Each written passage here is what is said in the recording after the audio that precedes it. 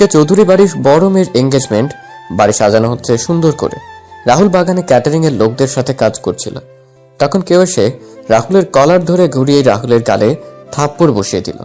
চৌধুরী বাড়িতে থাকা সবাই তাকিয়ে আছে রাহুলের দিকে, আর রাহুল তাকিয়ে আছে থাপ্পড় মারা সেই মানুষটার দিকে।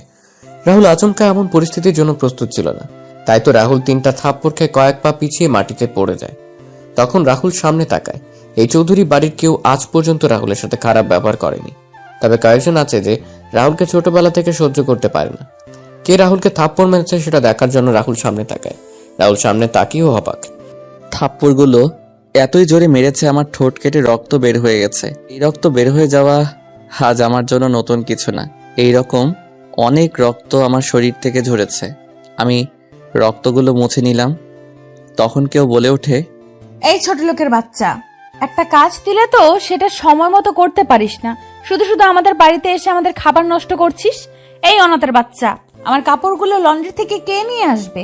তোর বাবা না তোর মা নিয়ে আসবে আমার কাপড়গুলো। আর কয়টা বেজেছে খেয়াল আছে তোর? আমি সামনে তাকিয়ে দেখলাম উর্মি ম্যাডাম দাঁড়িয়ে আছেন, যাকে আমি এই পুরো চৌধুরী বাড়ির মাঝে জমের মতো ভয় পাই। আমার আর বুঝতে বাকি রইল না, এখন আমার মৃত বাবা আর মাকে নিয়ে ও কথা উঠবে। আর এখন যদি তার প্রতিবাদ করি তাহলে এই বাগানে সকল মানুষের সামনে উর্মি ম্যাডাম চেঁচামেচি শুরু করবে। হঠাৎ করে তখন মনে পড়ে ম্যাডামের কাপড়গুলো লন্ড্রি থেকে আনা হয়নি। ইস রে, আমিও ভুলে গেছিলাম একদম। আমি একটা হালকা হাসি মুখে বজায় রেখে ম্যাডামকে উদ্দেশ্য করে বললাম, ম্যাডাম একটা কথা বলবো। কি, তাড়াতাড়ি বলে বিদায় হ অনাথের বাচ্চা। আগে বলেন মারবেন না। তুই কি মজা করছিস আমার সাথে, না আরো একটা দিব? মজা আর আপনার সাথে? আমি হলাম সামান্য একজন চাকর, আর আপনি হলেন আমার ম্যাডাম। বল কি বলবি? আজকে তো আপনার এঙ্গেজমেন্ট।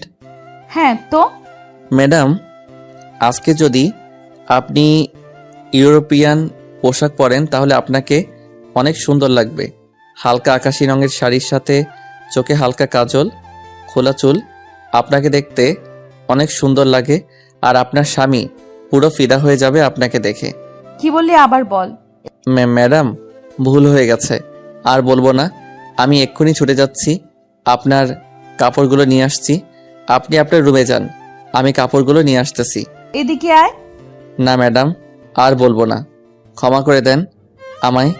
এই বলে আমি এক দৌড়ে বাড়ি থেকে বের হয়ে গেলাম। রাহুল চৌধুরী, সে 10 বছর বয়স থেকেই এই চৌধুরী বাড়িতে কাজ করছে। রাহুল এবার ম্যানেজমেন্ট নিয়ে মাস্টার্স করেছে, সেটা আবার সবার আড়ালে। রাহুলের বাবা মাই পৃথিবীতে বেঁচে নেই। রাহুল বড় হয়েছে একটা অনাথ আশ্রমে। রাহুলের বাবা মাকে তার রাহুল জানে না, আর আমাদের দেশে এরকম ছেলেকে অনাথ বলা হয়। একদিন উর্মির বাবা শরীফুল চৌধুরী একটা কাজে আশ্রমে গিয়ে রাহুলের সাথে পরিচয়, তারপর রাহুলকে তার বাড়িতে নিয়ে আসেন। রাহুলকে চৌধুরী বাড়ির সবাই অনেক ভালোবাসে, তবে উর্মি ছোটবেলা থেকে রাহুলকে সহ্য করতে পারত না। উর্মি চৌধুরী, উর্মি তার বাবা মায়ের একমাত্র মেয়ে। উর্মি আমেরিকা থেকে অনার্স কমপ্লিট করে দেশে ফিরেছে। আজকে উর্মির এঙ্গেজমেন্ট তার ভালোবাসার মানুষ জয়ের সাথে। এদিকে রাহুল লন্ড্রি থেকে কাপড় নিয়ে বাসায় এসে উর্মির দরজার সামনে দাঁড়িয়ে দরজা কড়া নাড়ে। তখন উর্মি ভেতর থেকে বলে, আয় ভেতরে। কাপড়গুলো নিয়ে আমি রুমে ঢুকে দেখতে পেলাম ম্যাডাম তার আলমারিতে কি কাজ করছিলেন। তখন আমি কাপড়গুলো ম্যাডামের বিছানার উপর রেখে যেই চলে আসতে যাব, তখন উর্মি ম্যাডামের সাথে ধাক্কা লাগে।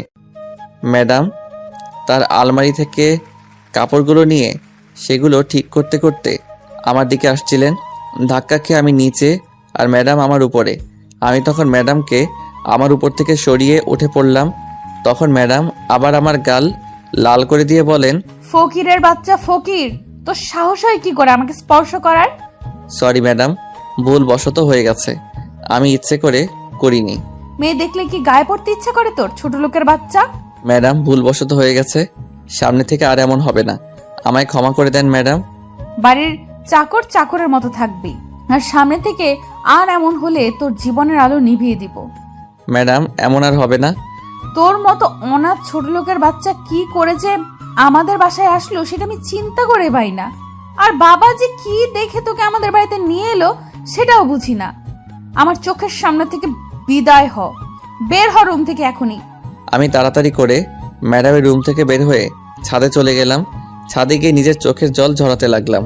শুনেছি ছেলেরা নাকি কান্না করে সবার আড়ালে, আমি তেমনি ছাদে এসে সবার আড়ালে চোখের জল ফেলেছি।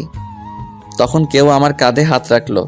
আমি চোখের জল মুছে পিছনে তাকিয়ে দেখলাম দাদিমা আর ছোট আম্মু দাঁড়িয়ে। আপনাদের বলা হয়নি, উর্মির মা আর বাবাকে আমি ছোট আম্মু আর ছোট আব্বু বলে ডাকি, আর উর্মির দাদিকে আমি দাদিমা বলে ডাকি। তখন বললাম, দাদিমা, ছোট আম্মু, তোমরা এখানে? খুব কষ্ট হচ্ছে তাই না রে বাবা?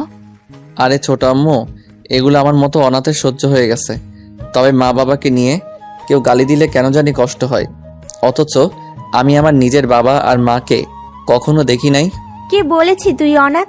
আমরা তাহলে তোর কি হই? দাদিমা, কথা আছে না, কে আপন আর কে পর, তা বোঝা বড় কষ্টকর। কি বললি তুই? তুই এই কথাটা আমাদের বলতে পারলি দাদু ভাই? ছোট আম্মু, দাদিমা, তোমরা হয়তো জানো এই কথাটার মানে। সবকিছু পাওয়ার পরেও নিজের কাছে মায়ের আর বাবার স্নেহের কমতি তো থেকে যায়। হয়েছে তোর বড়দের মতো কথা বলা।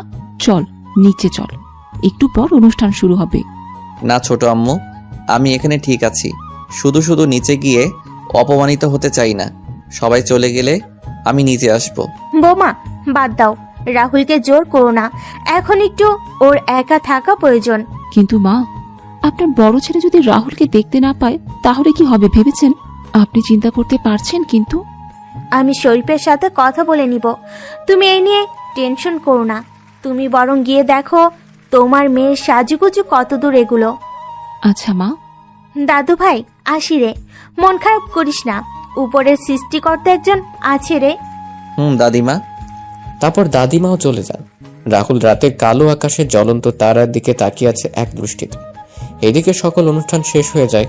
অতিথি সবাই খাওয়া দাওয়া শেষ করে চলে যায়। সবার চলে যাওয়ার পর চৌধুরী বাড়ির সবাই খাবার খেতে বসেন। তখন শরীফুল চৌধুরী বলেন, কি ব্যাপার, সবাইকে দেখতে পাচ্ছি কিন্তু রাহুলকে দেখতে পাচ্ছি না। আজকে অনুষ্ঠানেও ছিল না, রাহুল কোথায়? ছাদে আছে। এত রাতে ছাদে রাহুল একা একা কি করে? চাকর মানুষ, এছাড়া কি করবে? কি ব্যাপার, কি হয়েছে? তোমরা এমন করে কথা বলছো কেন? তোমার গুণধর মেয়েকে জিজ্ঞেস করো, তোমার মেয়ে ভালো করে বলতে পারবে। সেই ছোটবেলা থেকে ছেলেটার সাথে খারাপ ব্যবহার করে আসছে। কি ব্যাপার উর্মি, আমি কি শুনছি এসব? বাড়ির চাকরকে নিয়ে এত আদিক্ষেতা না দেখানোই ভালো বাবা। রাহুল এ বাড়ির চাকর না, সেটা অনেক আগেই ভালো করে তোমায় বলে দিয়েছি উর্মি। এখন বলো আজকে কি হয়েছে? আমার কাপড় লন্ড্রি থেকে সময় মতো নিয়ে আসেনি, তাই কয়েকটা দিয়েছি। তোর কি কোনো লজ্জা শরম কিছু নেই নাকি? ছেলেটা তোর থেকে 6 বছরের বড়, তারপরও ওর গায়ে হাত তুলিস তুই। এত কিছুর পরও ছেলেটা কিছুই বলে না তোকে? সামান্য একটা চাকরের জন্য তোমরা আমার সাথে এমন করতেছো? ওর মতো সামান্য চাকরের সাহস হবে কি করে আমায় কিছু বলার? সামান্য চাকর বলছিস কাকে তুই? আজকে যে তুই বৌমা, হচ্ছেটা কি? কি বলো মা, তুমি কি বলতে চাইছিলে? তুমি এখন আমি বেঁচে এরপরে কি মা? ও কিছু না, তুমি আর সামনে থেকে রাহুলের সাথে খারাপ ব্যবহার করবে না, আর যাতে তোমার নামে কোনো বিচার না আসে সেটা খেয়াল রাখবে উর্মি। শরীফুল চৌধুরী খাবার না খেয়ে উঠে পড়েন। ছাদে গিয়ে দেখতে পেলেন রাহুল আকাশের দিকে মুখ করে শুয়ে আছে। তখন তিনি রাহুলের পাশে গিয়ে বসলেন।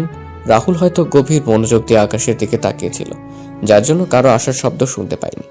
তখন শরীফুল চৌধুরী রাহুলকে ধাক্কা দিলেন। রাহুল পাশে তাকিয়ে দেখলো তার ছোট আব্বু। তখন রাহুল বলে, ছোট আব্বু, তুমি কখনো এলে? এই তো মাত্রই আসলাম। কি করছিলি? তারা দেখছিলাম ম্যাডামের এঙ্গেজমেন্টের সবকিছু শেষ হয়ে গেছে। হ্যাঁ, মন খারাপ তোর বাবা? না না ছোট আব্বু, আজকে ঘটনা আমি সব শুনেছি। রাহুল তোর সাথে অনেক দিন ধরে একটা কথা বলার হয়নি রে। কি কথা ছোট আব্বু? কেউ মনে হচ্ছে আমাদের ক্ষতি করতে চাচ্ছে। আমাদের কোম্পানির সব কিছুর ইনফরমেশন কিভাবে যেন জেনে যাচ্ছে। আমার হাতের কয়েকটা কন্ট্রাক্টও ইতিমধ্যে আমার হাত থেকে বেরিয়ে যাচ্ছে। আমি কিছুই বুঝতে পারছি না রে। আর কয়েকদিন পরে উর্মির বিয়েও। সব কিছু মিলে কেমন যেন একটা অদ্ভুত পরিস্থিতির সৃষ্টি হয়েছে। আরে ছোট আব্বু, চিন্তা করো না, সব কিছু ঠিক হয়ে যাবে। যাও, তুমি গিয়ে ঘুমিয়ে পড়ো। তুইও চল আমার সাথে, একসাথে খাবার খাবো। কি, তুমি এখনো খাবার খাওনি কেন? তুই খাবার টেবিলে নেই তাই আর খাইনি। আচ্ছা চলো, খাবার খাবে এখন। তারপর শরীফুল চৌধুরী আর রাহুল নিচে এসে খাওয়া শুরু করলেন। খাওয়া দাওয়া শেষ করে যে যার যার রুমে গিয়ে ঘুমিয়ে পড়ে। এদিকে রাহুল রুমে বসে কিছু কাজ করে আর কিছু জিনিস পর্যবেক্ষণ করা শুরু করলো। কিছু সময় পর রাহুলও আবার ঘুমিয়ে পড়ে। পরদিন সকালে রাহুল ঘুম থেকে উঠে বাগানে থাকা সকল গাছে পানি নিয়ে ছাদে থাকা গাছগুলোতে পানি দিয়ে নিচে এসে সবার জন্য সকালে নাস্তা তৈরি করছিল। তখন ছোট আম্মু এসে রাহুলকে বলেন, ওই, তোকে সকাল সকাল রান্নাঘরে আসতে মানা করেছি না? আরে ছোট আম্মু, এই একবেলাই তো তোমাদের জন্য নাস্তা তৈরির সুযোগ হয়, আর বাকি সময় তো ম্যাডাম আর ছোট আব্বুর সাথে থাকতে হয়। আর এটা তো আমার ছোটবেলা থেকে করতে করতে অভ্যাসে পরিণত হয়েছে। এটা এখন পরিবর্তন কর, তুই এখন আর আগের রাহুল নেই। তখন শরীফুল চৌধুরী ছোট ভাইয়ের স্ত্রী সুলতানা রহমান নিচে নামতে নামতে বলেন, ভাবি, আপনি যে কি বলেন না, চাকর তো চাকরি থাকবে, ছোট আর বড় কি, সে তো আজীবন চাকরি থাকবে।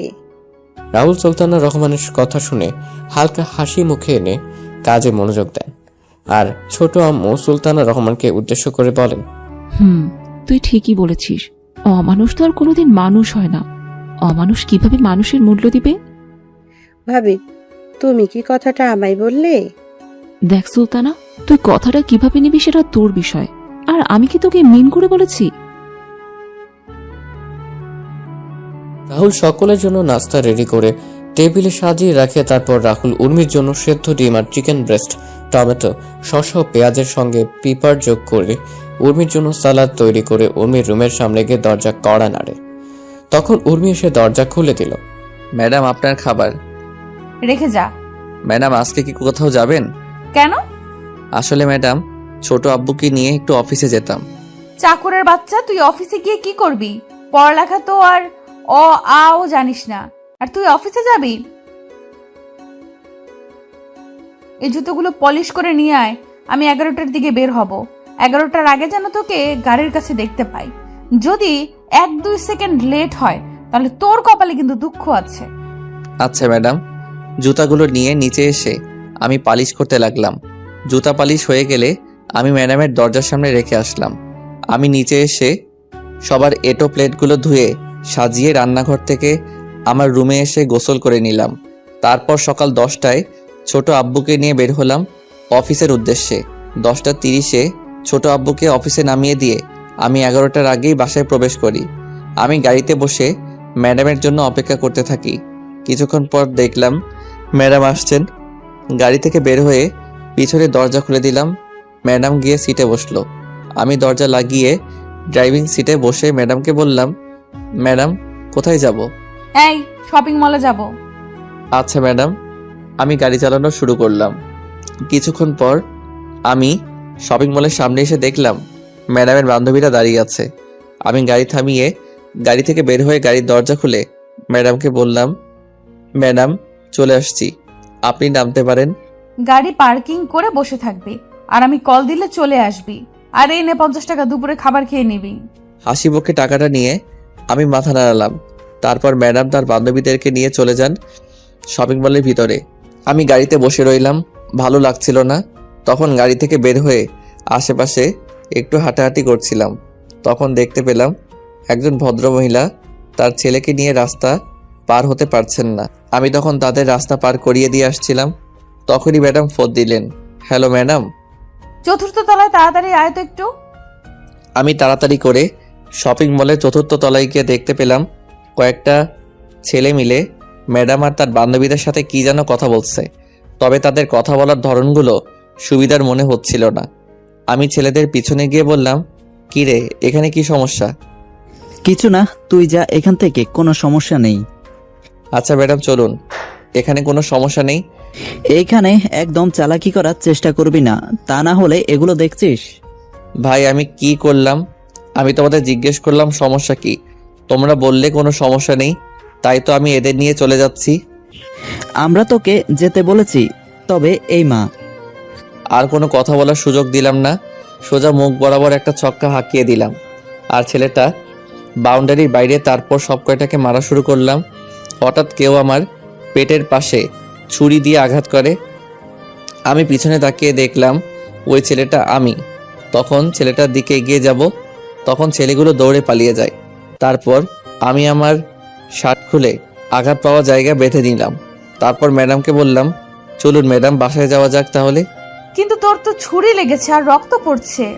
আরে ম্যাডাম, এটা কিছু না, আমাদের মতো চাকরের জন্য এইগুলো কিছুই না। এই আঘাতের চেয়ে আরো অনেক বড় বড় আঘাত পেয়েছি। আর রইল রক্তের কথা, রক্ত তো ছোট থেকে অনেক ঝরেছে, এখনো না হয় আরো কিছু ঝরুক, আমি মারা যাব না এত সহজে, আপনি চিন্তা করবেন না। চলুন ম্যাডাম এখন। বেশি কথা না বলে হসপিটালে চল, তুই না হলে তোর জন্য আমার কথা শুনতে হবে। চিন্তা করবেন না, আমার কিছু হবে না। তারপর উর্মিরা সামনের রাহুল পিছনে, কিন্তু বারবার উর্মি পিছনে তাকাচ্ছে। হঠাৎ করে পেছনে কিছু পড়ে যাওয়ার শব্দে উর্মি আর ওর বান্ধবীরা পেছনে তাকিয়ে দেখলো রাহুল মাটিতে পড়ে আছে। তারপর ধরাধরি করে রাহুলকে হাসপাতালে নিয়ে যাওয়া হয়। আর এদিকে উর্মি ফোন দিয়ে তার বাবাকে সবকিছু খুলে বলে। তখন তার বাবা বলেন তিনি এখনই আসছেন। এদিকে রাহুলের অপারেশন চলছে ভেতরে।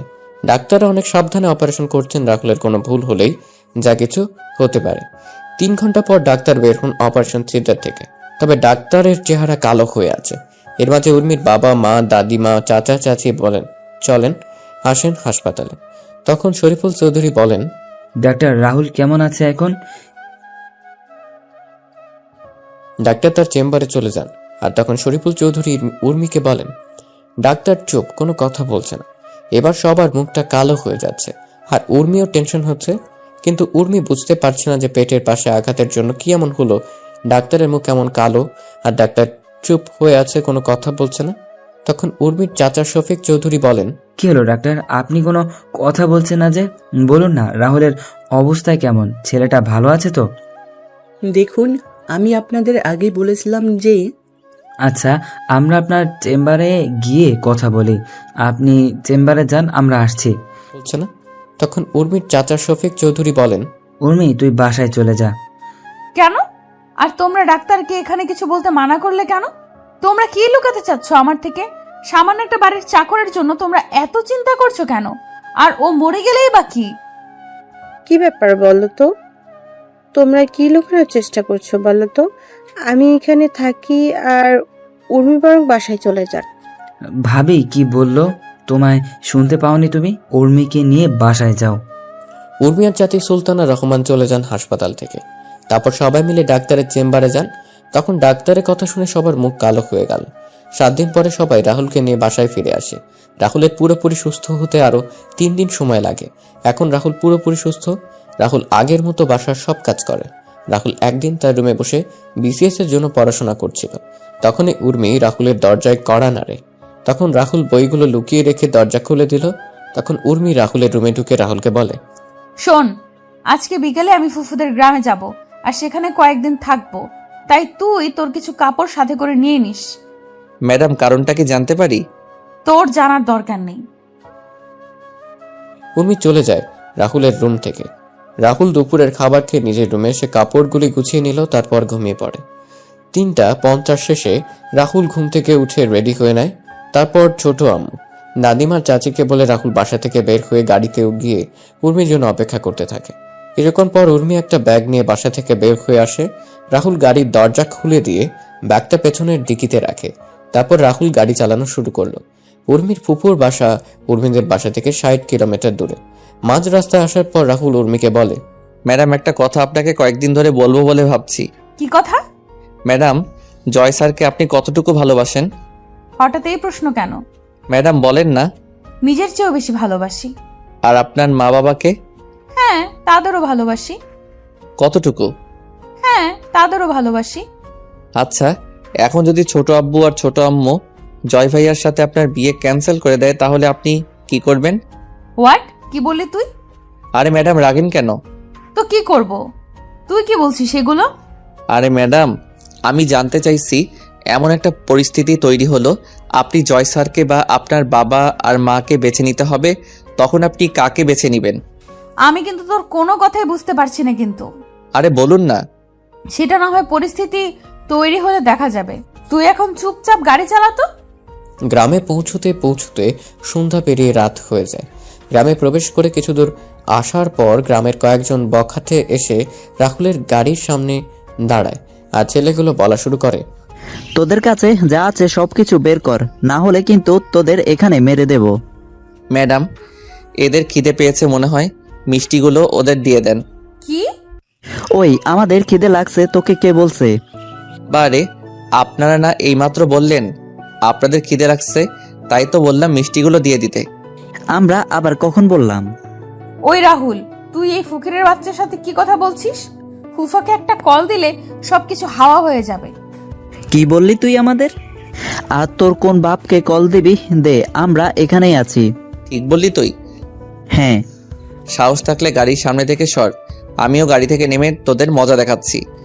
সাহস থাকলে বের হয়ে আয়। ওরা গাড়ির সামনে থেকে সরে যাওয়া মাত্রই আমি দরজা হালকা খুলে ওদের দিকে ঝুঁকে বাম পা গিয়ারে রেখে চাপ দিলাম। ওরা বোঝার আগেই আমরা গাড়ি নিয়ে পগার পার।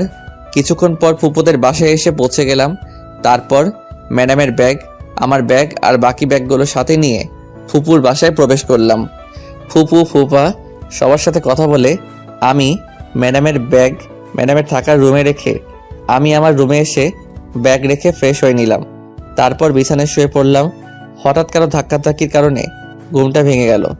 আমি তাকিয়ে দেখলাম ফুপুর শেখ ফাজিল মাইয়া সুমি।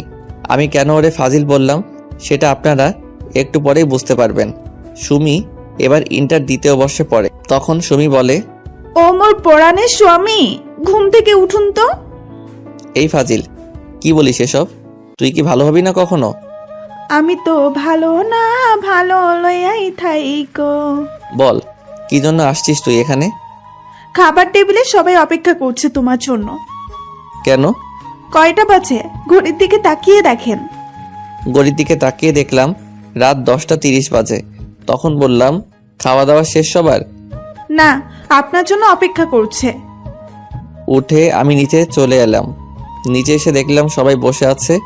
তখন ফুফা আমায় বলেন, কি জনাব রাহুল সাহেব? এই তো ফুফা, ভালো, তুমি কেমন আছো? টেনশনে ছিলাম, তবে এখন টেনশন ফ্রি আছি। কোনো টেনশনের চিন্তা নাই, আমি আছি তো। সেটাই তো বর্ষার জায়গা। আচ্ছা বুঝলাম, তোমরা সবাই এই ছোট লোকটাকে নিয়ে এত আদিক্ষেতা করছো কেন? টেবিল থেকে খাবারের প্লেট নিয়ে আমি সবাই বসে টিভি দেখে খাওয়া শুরু করলাম। ম্যাডামের কোনো কথার উত্তর দিলাম না। উত্তর দিলেই চেঁচামেচি শুরু করবে। কিছুক্ষণ পর আমার পাশে তাকিয়ে দেখলাম সুমিও আমার পাশে এসে বসছে। আমি সুমির দিকে একবার তাকিয়ে আবার খাবার খাওয়াতে মনোযোগ দিলাম। তখন উর্মি ম্যাডাম সুমিকে বলেন, কিরে সুমি, তুই খাবার টেবিল ছেড়ে ওই ছোট লোকটার সাথে গিয়ে খাবার খাচ্ছিস কেন? আপু, আমার ইচ্ছে করছে তাই। ফুফু ফুফা, তোমরা সুমিকে কিছু বলছো না যে? কি বলবো? ওই ছোট লোকটার সাথে বসে খাবার খাচ্ছে, আর তোমরা কিছু বলছো না যে? দেখো উর্মিমা, সুমি এখন প্রাপ্তবয়স্ক একটা মেয়ে। ও ওর নিজের বুঝটা এখন বুঝতে পারছে, কার সাথে চলাফেরা করলে ভালো হবে আর কার সাথে চলাফেরা করলে খারাপ হবে, সেটা ও নিজেই বুঝতে পারে। তাই বলে উর্মি, এসব কথা বাদ দে, তুই খাবার খেয়ে নে। রাহুল বাবা, তোর কি কিছু লাগবে? না ফুপু। আরে মা, আর একটু খাবার দাও। দেখছো না আগের থেকে কেমন যেন শুকিয়ে গেছে। ওই ফাজিল, আমি শুকিয়ে গেছি কোথায়? দেখছিস না মোটা হয়ে গেছি? হ্যাঁ, সেটাই দেখতে পাচ্ছি। তুই দেখতে পাবি, তুই তো আস্ত একটা ফাজিল। তুই একটা ফাজিল। খাবার খা চুপচাপ। এদিকে উর্মি রাগে ফুসছে। ভেবেছিল সেখানে রাহুলকে এনে ইচ্ছে মতো অপমান করবে, কিন্তু এখানে নে তার উল্টো সবাই রাহুলকে নিয়ে কথা বলছে। উর্মি খাওয়া শেষ করে তার রুমে চলে যায়। এদিকে রাহুল খাবার খেয়ে যেই তার রুমে যাবে, তখন ফুপু আর ফুপা রাহুলের সামনে এসে বলেন, আর কত অপমান সহ্য করবি তুই রাহুল? চাকরের আবার মান অপমান? এই তো আর কয়েকটা দিন, তারপর ম্যাডাম তো ওনার স্বামীর বাড়ি চলে যাবেন। সত্যি কথাটা বলে দে না, এবার উর্মিকে তাহলে তোর সাথে অত্যন্ত খারাপ ব্যবহার আর করবে না। সেটা আমি চলে যাওয়ার কয়েকটা দিন আগে ওনাকে বলবো। তুই চলে যাওয়ার কয়েকটা দিন মানে? আরে ও কিছু না, তোমরা টেনশন করো না। আমায় নিয়ে যাও, গিয়ে ঘুমিয়ে পড়ো। কালকে তুমি আমায় নিয়ে কলেজে যাবে। পারবো না। ও বাবা, ও মা, বলো না আমায় নিয়ে কালকে কলেজে যেতে। আর নাটক করতে হবে না। আচ্ছা নিয়ে যাব, কিন্তু কিন্তু কি রে রাহুল? ম্যাডাম, এ নিয়ে চিন্তা করতে হবে না, আমি উর্মিকে বুঝিয়ে বলবো, তাহলে উর্মি বুঝবে। আচ্ছা, গুড নাইট। পরের দিন সকালে রাহুলের ঘুম ভাঙে কারো গরম নিঃশ্বাসে। তখন রাহুল তাকিয়ে দেখে সুমি তার খুব কাছে। এটা দেখে রাহুল এক লাফে বিছানা ছেড়ে মাটিতে গিয়ে পড়ে। তখন সুমি বলে, এটা কি হলো? তুই কি করছিলি এটা? একটু মিষ্টি খাওয়ার জন্য আসছিলাম। মিষ্টি খাবি তো আমার কাছে কি? মা, তুমি তো মিষ্টি বয়, তাই তো তোমার কাছে মিষ্টি খাওয়ার জন্য আসছি। তুই কি রুম থেকে যাবি না আমি চলে যাব? নাটক করে লাভ নেই, তোমরা 1 সপ্তাহ আমাদের এখানে থাকবে। জীবনেও না। বেশি কথা না বলে রেডি হয়ে নাও, একটু পরে কলেজে যেতে হবে। এত সকালে? আমাদের ক্লাস 9টায় শুরু, আর এখন 7:50 বাজে। আচ্ছা তুই যা, আমি নিচে আসছি। আচ্ছা, ওইটা কি তোমার ডান পাশে? কো রাহুল তার ডান পাশে তাকাতেই সুমি রাহুলের বাম গালে একটা চুমু দিয়ে দৌড়ে পালিয়ে যায়। রাহুল কি বলবে বুঝতে পারছে না। তারপর রাহুল ফ্রেশ হওয়ার জন্য বাথরুমে চলে যায়।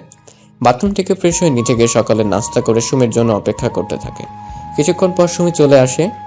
তখন রাহুল আর সুমি বের হয় বাসা থেকে। রাহুল যেই গাড়িতে গিয়ে বসবে তখনই সুমি বলে, ওইদিকে কোথায় যাচ্ছ? কেন গাড়িতে যাবি না? না। তাহলে হেঁটে যাবি কি? না। তাহলে কলেজে যাবি কিসে করে? বাইকে করে যাব। বাইক পাবি কোথায়? আর আমি তো বাইক চালাতে পারি না। মিথ্যা বলবে না, আমি জানি তুমি বাইক চালাতে পারো। আর বাইক গ্যারেজে আছে, নিয়ে আসো গিয়ে। গাড়ি থাকতে বাইক কেন? আমার ইচ্ছে তাই। আমি পারবো না। পারবে না তো তুমি? না। মা বাবা কোথায় তোমরা? এই চুপ, যাচ্ছি আমি। চাবি কই? বাইকে আছে। তারপর গ্যারেজে গিয়ে দেখতে পেলাম একটা নতুন বাইক, অ্যাপাচি RTR 164V। তারপর বাইক স্টার্ট দিয়ে আমি গেটের সামনে এসে দাঁড়ালাম। সুমি এসে পিছনে বসলো। তখন আমি বললাম, এই নতুন বাইক কার জন্য কিনে আনা হয়েছে? তোমার জন্য। আমার জন্য মানে? যেদিন আমি শুনলাম তুমি আর উর্মি আপু আমাদের বাসায় আসবে আর 1 সপ্তাহ থাকবে, তখন আমি প্ল্যান করে বাবাকে বলে বাইক কিনে নিয়ে আসলাম। আর তুমি এভাবে আমায় নিয়ে প্রত্যেক দিন কলেজে নিয়ে যাবে। বাহ, ডেকি স্বর্গে গেলেও ধান ভাঙবে। তুমি কি বললে এক্ষুনি? কিছু না, এই বলে আমি বাইক চালানো শুরু করলাম। কিছু দূর আসার পর সুমি আমায় জড়িয়ে ধরলো শক্ত করে। আমার কেন যেন অস্বস্তি হচ্ছিল। আমি তখন বাইক রাস্তার পাশে দাঁড় করালাম। কি হলো? তুই এভাবে আমায় জড়িয়ে ধরেছিস কেন? আমার ভয় করে তাই। ভয় যখন করে তাহলে বাইকে আসার জন্য পাগল হয়েছিলি কেন? সাথে তুমি আছো তাই। তুই যদি এভাবে জড়িয়ে ধরিস তাহলে আর বাইক চালাবো না, আর তোর কলেজ মিস হয়ে যাবে। তাহলে তো তোমার সাথে আরো সময় কাটাতে পারবো ভালো করে। কি বলো তুমি? দেখ বোন, তুই এসব কেন করছিস বলতো? কি বললি? তুই আমাকে তুই করে বলছিস কেন? আমি তোর কোন সম্পর্কের বইন লাগি? কেন ফুফাতো বোন? তুই তো আর নিজের ফুফাতো ভাই না, আর এখন ফুফাতো ভাই বোনের মাঝে এসব হয়। কি সব হয়? প্রেম, ভালোবাসা, বিয়ে বা। চুপ কর, আমি নিয়ে যাচ্ছি তোকে। এই বলে রাহুল গাড়ি চালানো শুরু করে আর মনে মনে বলে, সুমি যা চাইছে সেটা কখনো সম্ভব না। আমার মতো চাকরের সাথে তার কখনো যায় না। আর তাছাড়া আমার এমন ছন্নছাড়া জীবনের সাথে সুমিকে জড়ানো ঠিক হবে না। যেই পরিবারের সবাই আমায় এত ভালোবাসে তাদের সাথে এমন বেইমানি আমি কখনো করব না। তার চেয়ে বরং সুমিকে বুঝিয়ে বললে সে ঠিকই বুঝবে। রাহুল এসব ভাবতে সুমির কলেজের সামনে এসে পৌঁছে যায়। তারপর সুমি রাহুলের হাত ধরে কলেজের ক্যাম্পাসে ঢুকে সুমি তার বান্ধবীদের সাথে রাহুলের পরিচয় করিয়ে দেয়। আর সুমি বলে, hello guys, meet my boyfriend Rahul. সুমির বন্ধু আর বান্ধবীরা রাহুলের সাথে এসে পরিচিত হয়ে নেয়। এদিকে রাহুল তো সুমির কথা শুনে পুরোই অবাক হয়ে গেছে। আর সুমির বন্ধু বান্ধবীরা রাহুলকে দুলাভাই ডাকা শুরু করেছে। তখন রাহুল বলে, আপুরা, তোমাদের কোথাও ভুল হচ্ছে। আর সুমি তোমাদের যা বলেছে সেটা মিথ্যা। আমি হচ্ছি তোমাদের মামার বাসার সামান্য একজন চাকর। রাহুলের কথা শুনে সুমির বান্ধবীদের মুখ হা হয়ে গেল। তখন সুমি রাহুলের দিকে একবার রাগী চোখে তাকিয়ে বলে, তুমি মামাদের বাসার চাকর? কে বলেছে? মামারা সবাই তোমায় তাদের ছেলে মনে করে। আর চাকর হয়েছে তো কি হয়েছে? তুমি তো আর চুরি করছো না, তুমি নিজে পরিশ্রম করে টাকা উপার্জন করছো। আর সবচেয়ে বড় কথা হলো কোনো কাজে ছোট নয়। আর রইল চাকর বলে তুমি মনে করছো তোমার পরিবারের সবাই তোমায় আমার থেকে দূরে সরিয়ে দিবে? তুমি যদি এটা ভেবে থাকো তাহলে ভুল ভাবছো। আমার বাবা মা জানে তোমার আর আমার ব্যাপারে। মানে? বাবা আর মা সব জানে। আমি বাবা আর মাকে সবকিছু খুলে বলেছি। সবকিছু জানার পরও ফুপা আর ফুপু কিছু বলেনি? না। কিন্তু সামান্য একজন চাকরের সাথে। উফ, তুমি বারবার নিজেকে চাকর বলছো কেন? তোমায় আমরা কেউ চাকর বলেছি কখনো? এর মাঝেই ক্লাসের বেল বেজে যায়। সুমি আর তার বন্ধু বান্ধবীরা চলে যায়। রাহুল গিয়ে বাইকে বসে সুমির কথাগুলো ভাবছে। এভাবে কেটে যায় কয়েক ঘন্টা।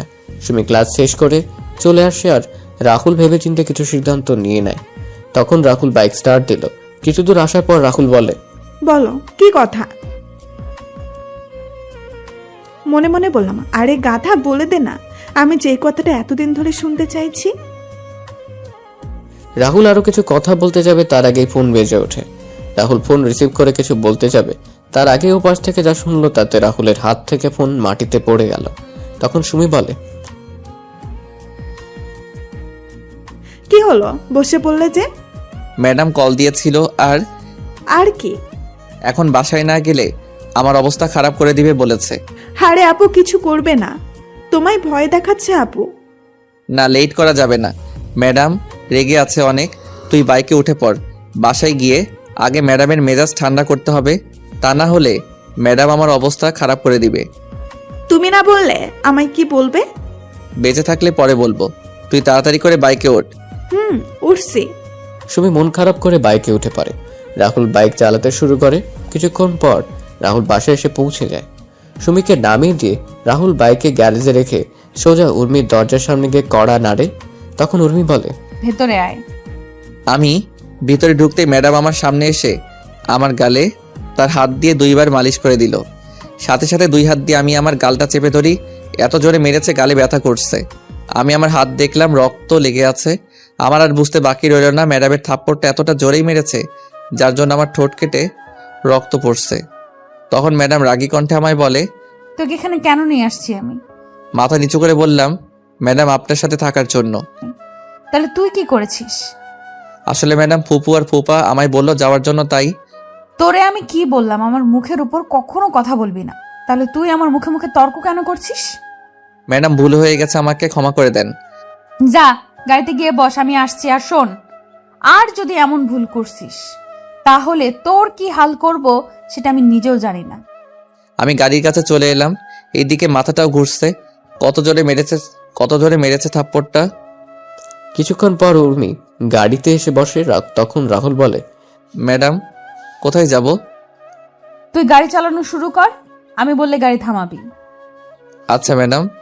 রাহুল গাড়ি চালানো শুরু করলো। কিছু দূর যাওয়ার পর উর্মি রাহুলকে একটা বড় শপিং মলের সামনে গাড়ি থামাতে বলে।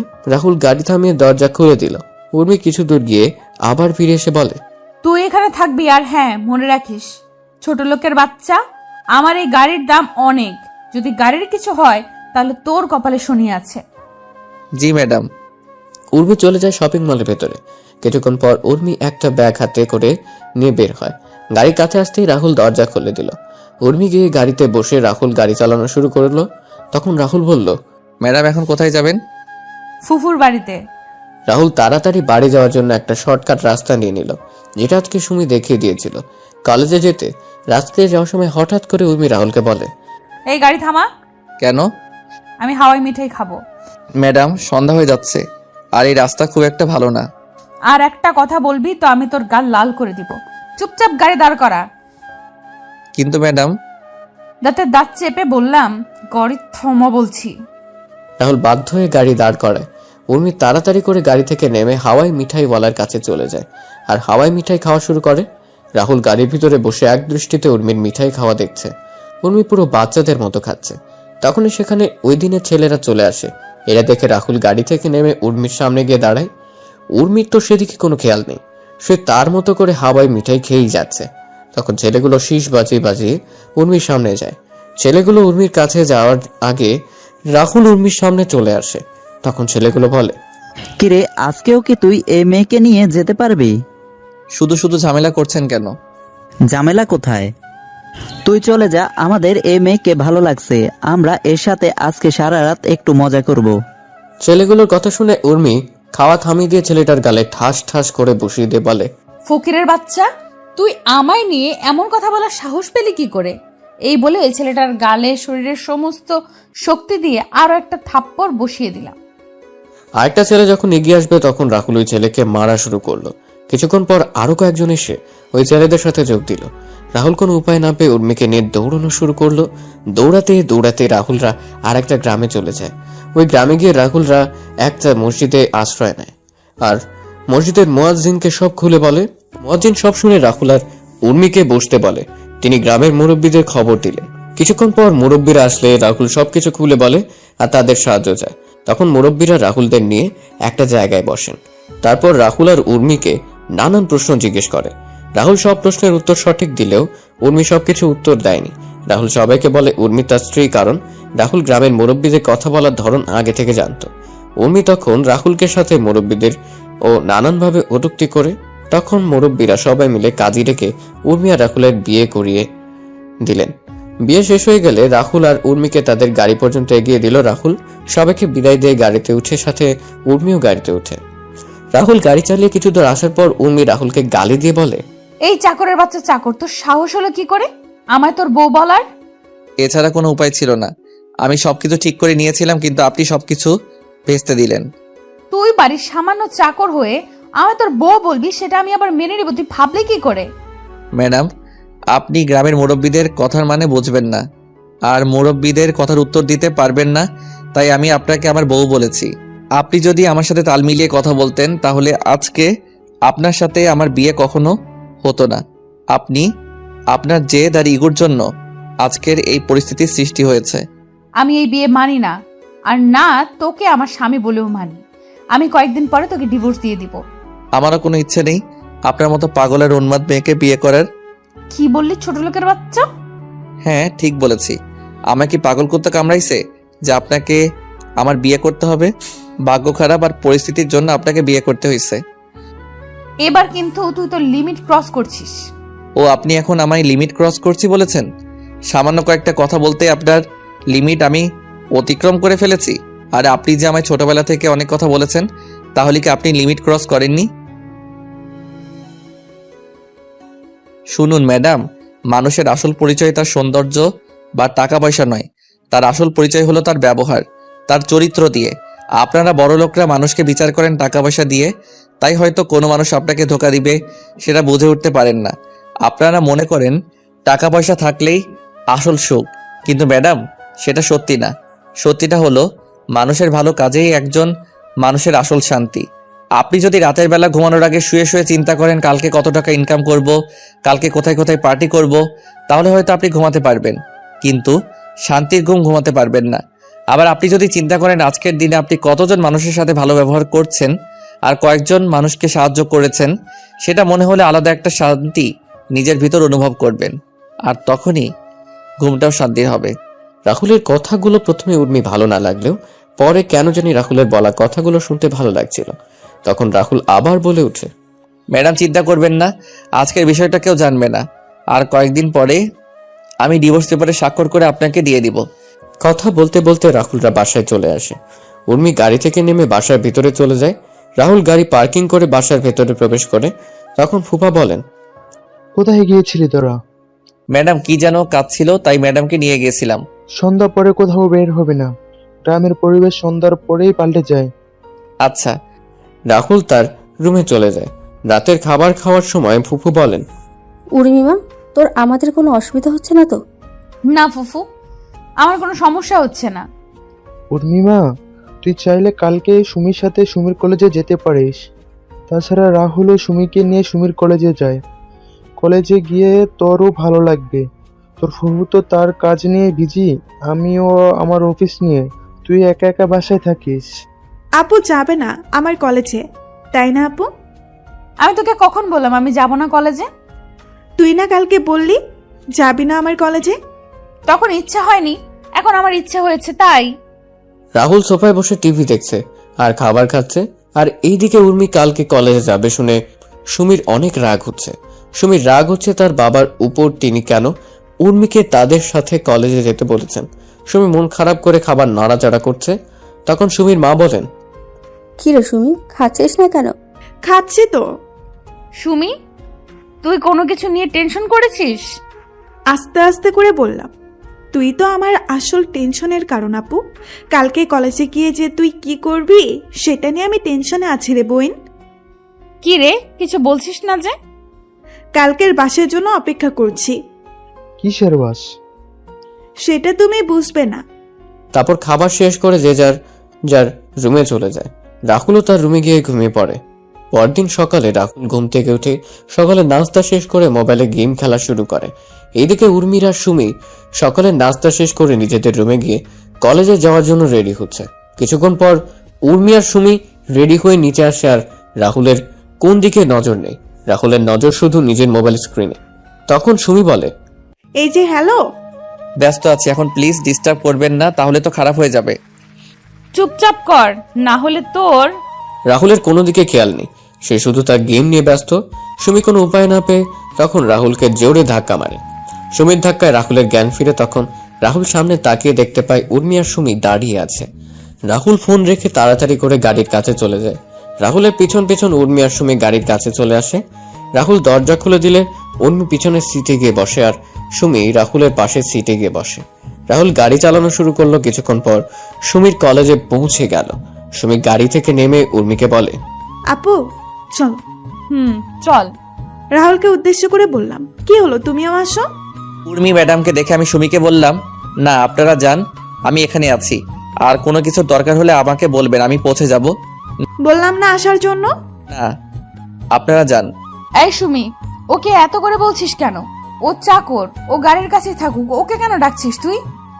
আপু, ও তোদের চাকর, কিন্তু আমাদের জন্য ও আমাদের অতিথি। তাই অন্তত তুই আমার কলেজে ওকে চাকর বা অন্য কিছু না বললে খুশি হব। আর কলেজের সবাই বাবাকে সম্মান করে, তাই কলেজের সবার সামনে এমন কোনো আচরণ করিস না যার জন্য বাবার সম্মানহানি না হয়।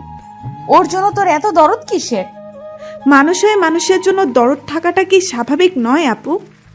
দেখ, আমি ওদের কথা শুনে বুঝতে পারলাম এদের যদি থামানো না হয় তাহলে দুই বোনের মাঝে ঝগড়া চুল ছিঁড়াছিঁড়ি হতে পারে। তখন বললাম, আমি গাড়িতে আছি, আপনারা আসুন।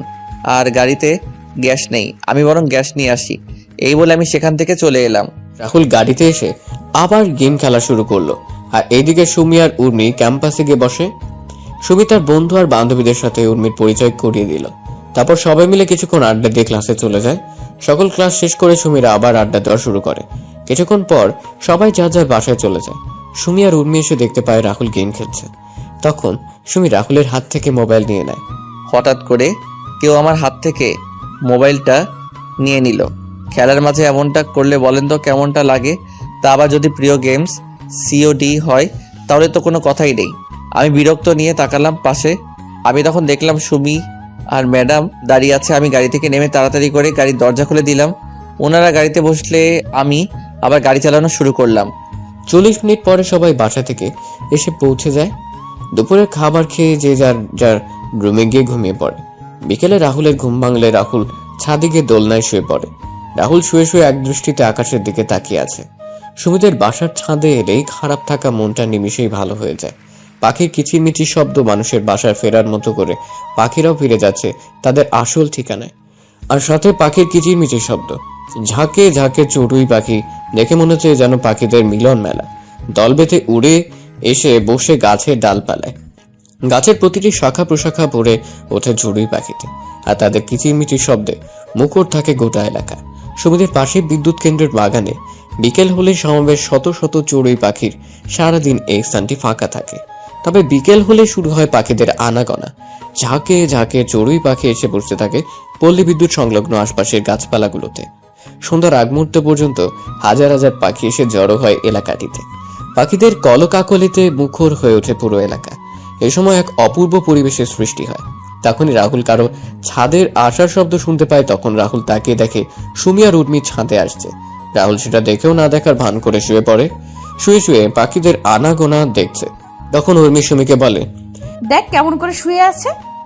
ও শুয়ে আছে, তাতে তোর কি আপু? আমরা এখানে আসছি সেটা কি ও চোখে দেখতে পাচ্ছে না? আচ্ছা আপু, তুই আমায় একটা কথা বলবি? কি কথা বল। রাহুল কি ছোট থেকে আজ পর্যন্ত তোর সাথে কখনো খারাপ ব্যবহার করেছে? তুই রাহুলকে সবার সামনে অনেক বাজেভাবে অপমান করিস, তারপরেও রাহুল তোকে কিছু বলেছে কি? চাকর হয়ে বলবে কি? আপু, ও চাকর হলে ও কিন্তু আমাদেরও মানুষ। আচ্ছা আপু, আজকে যদি রাহুল চাকর না হয়ে কোনো ধনী ছেলে হতো, আর তুই যদি রাহুলের জায়গায় থাকতে, তাহলে তুই যেভাবে রাহুলকে আঘাত করিস, তাকে অনেক বাজেভাবে সবার সামনে টিজ করিস, সেগুলো রাহুল যদি তোর সাথে করতো, তাহলে তুই কি সেগুলো সহ্য করে নিতি? আপু, আমরা যেমন কষ্ট পেলে সেগুলো সহজেই প্রকাশ করতে পারি, কিন্তু রাহুল কষ্টগুলো সহজেই প্রকাশ করতে পারে না। রাহুল তার মনের কষ্টগুলো নিজের মাঝে জমিয়ে রাখে। জানিস তো আপু, মানুষ যখন তার নিজের কষ্টগুলো কারোর সাথে শেয়ার করতে পারে না, তখন আকাশের দিকে তাকিয়ে সেই কষ্টগুলো শেয়ার করে। আপু, তারপরেও যদি তুই চাস, তাহলে আমি রাহুলকে এখান থেকে তুলে দিচ্ছি। সুমির কথাগুলো শুনে কেন জানি উর্মি মনে কিছুটা মায়া হলো রাহুলের জন্য। তখন উর্মি রাহুলের চেহারার দিকে তাকালো। আসলে রাহুলের চেহারায় কষ্টের ছাপ। তখন উর্মি মনে মনে বলে, সত্যি তো, ওর চেহারায় কষ্টের ছাপ স্পষ্ট। না, আমার ওর সাথে এমনটা করা ঠিক হয়নি। সত্যি তো, আমি কষ্ট পেলে আমার কষ্টগুলো বাবা মা বা পরিবারের সাথে শেয়ার করতে পারি, কিন্তু রাহুলের তো কোনো পরিবার নেই যে তার কষ্টগুলো কারোর সাথে শেয়ার করবে। আমার শত অপমান সহ্য করেও আমায় কোনো একটা কটু কথা বলেনি, কিন্তু রাহুলকে দেখলেই কেন জানি অনেক রাগ হয়। নিজের রাগটাকে কেন জানি কন্ট্রোল করতে পারি না। না, সামনে থেকে ওর সাথে আর এমন করব না। এইদিকে সুমি তাকিয়ে দেখতে পায় উর্মি রাহুলের দিকে তাকিয়ে আছে। তখন সুমি উর্মিকে ধাক্কা দিয়ে বলে, আচ্ছা আপু, তুই দাঁড়া, আমি রাহুলকে তুলে দিচ্ছি দোলনা থেকে। সুমিকে আটকিয়ে দিয়ে বললাম, না লাগবে না, চল নিচে চল, ও ওর মতো থাকুক। চলো ফুফু আর ফুফার সাথে কথা বলি গিয়ে। সুমি উর্মির কথা শুনে একটা মুচকি হাসি দিল। উর্মি সুমিকে আর কোনো কথা বলার সুযোগ না দিয়ে নিচে চলে যায়। সন্ধ্যাবেলা রাহুল ছাদ থেকে নেমে নিচে চলে যায়। সন্ধ্যাবেলা সবাই একসাথে বসে নাস্তা করছে, কিন্তু রাহুলকে দেখে মনে হচ্ছে রাহুল কিছু নিয়ে টেনশনে আছে। তখন ফুফু রাহুলকে বললেন, কি রে রাহুল, কি হয়েছে তোর? তুই এত চুপচাপ বসে আছিস যে, আর কাকে কল দিচ্ছিস বারবার? ফুফুর কথা শুনে সবাই রাহুলের দিকে তাকায়। তখন ফুফা রাহুলকে প্রশ্ন করেন, কি রে রাহুল, কি হয়েছে? কিছু সমস্যা হয়েছে কি? ফুপা, মনে হচ্ছে কিছু একটা সমস্যা হয়েছে। কি সমস্যা? বাড়িতে কল দিচ্ছি কিন্তু কেউ কল রিসিভ করছে না, সবার ফোন বন্ধ দেখাচ্ছে। আরে চিন্তা করিস না, সব ঠিক হয়ে যাবে। সবাই হয়তো কোনো কাজে ব্যস্ত আছে, তাই ফোন ধরছে না। রাহুলের কথা শুনে উর্মি কল দিল তার বাবা মা চাচা চাচির নাম্বারে, কিন্তু সবার ফোন বন্ধ দেখাচ্ছে। তখন উর্মি বলে, ফুফাও তো ঠিকই বলছে, সবার ফোন বন্ধ, আমি এখন কল দিয়েছিলাম। ফুপা, আমার মনে হয় একবার বাড়িতে যাওয়া আমার উচিত হবে। আরে চিন্তা করিস না, রাতে কোনো কাজে ব্যস্ত আছে হয়তো, তাই ধরছে না। আর কালকে কথা হয়েছিল আমার ভাইয়ের সাথে, ভাই বললো আজকে কি যেন একটা বড় ডিল হবে, তাই সবাই ওই কাজে বিজি এখন, তাই হয়তো কল ধরছে না। চিন্তা করিস না, হাতের কাজ শেষ হলে তোদের সাথে যোগাযোগ করবে। আরে তোরা খাওয়া দাওয়া কর শান্তিতে। রাহুলের কেমন জানি টেনশন হচ্ছে। রাহুল একের পর এক কল দিয়ে যাচ্ছে, কিন্তু ফোন বন্ধ আসছে। রাতের খাবার খেয়ে সবাই ঘুমিয়ে পড়ে। পরের দিন সকালে রাহুল সুমিকে নিয়ে কলেজে যায়। কলেজ থেকে ফেরার পথে সুমি রাহুলকে গাড়ি থামানোর জন্য বলে, কি হলো? এভাবে গাড়ি থামানোর মানে কি?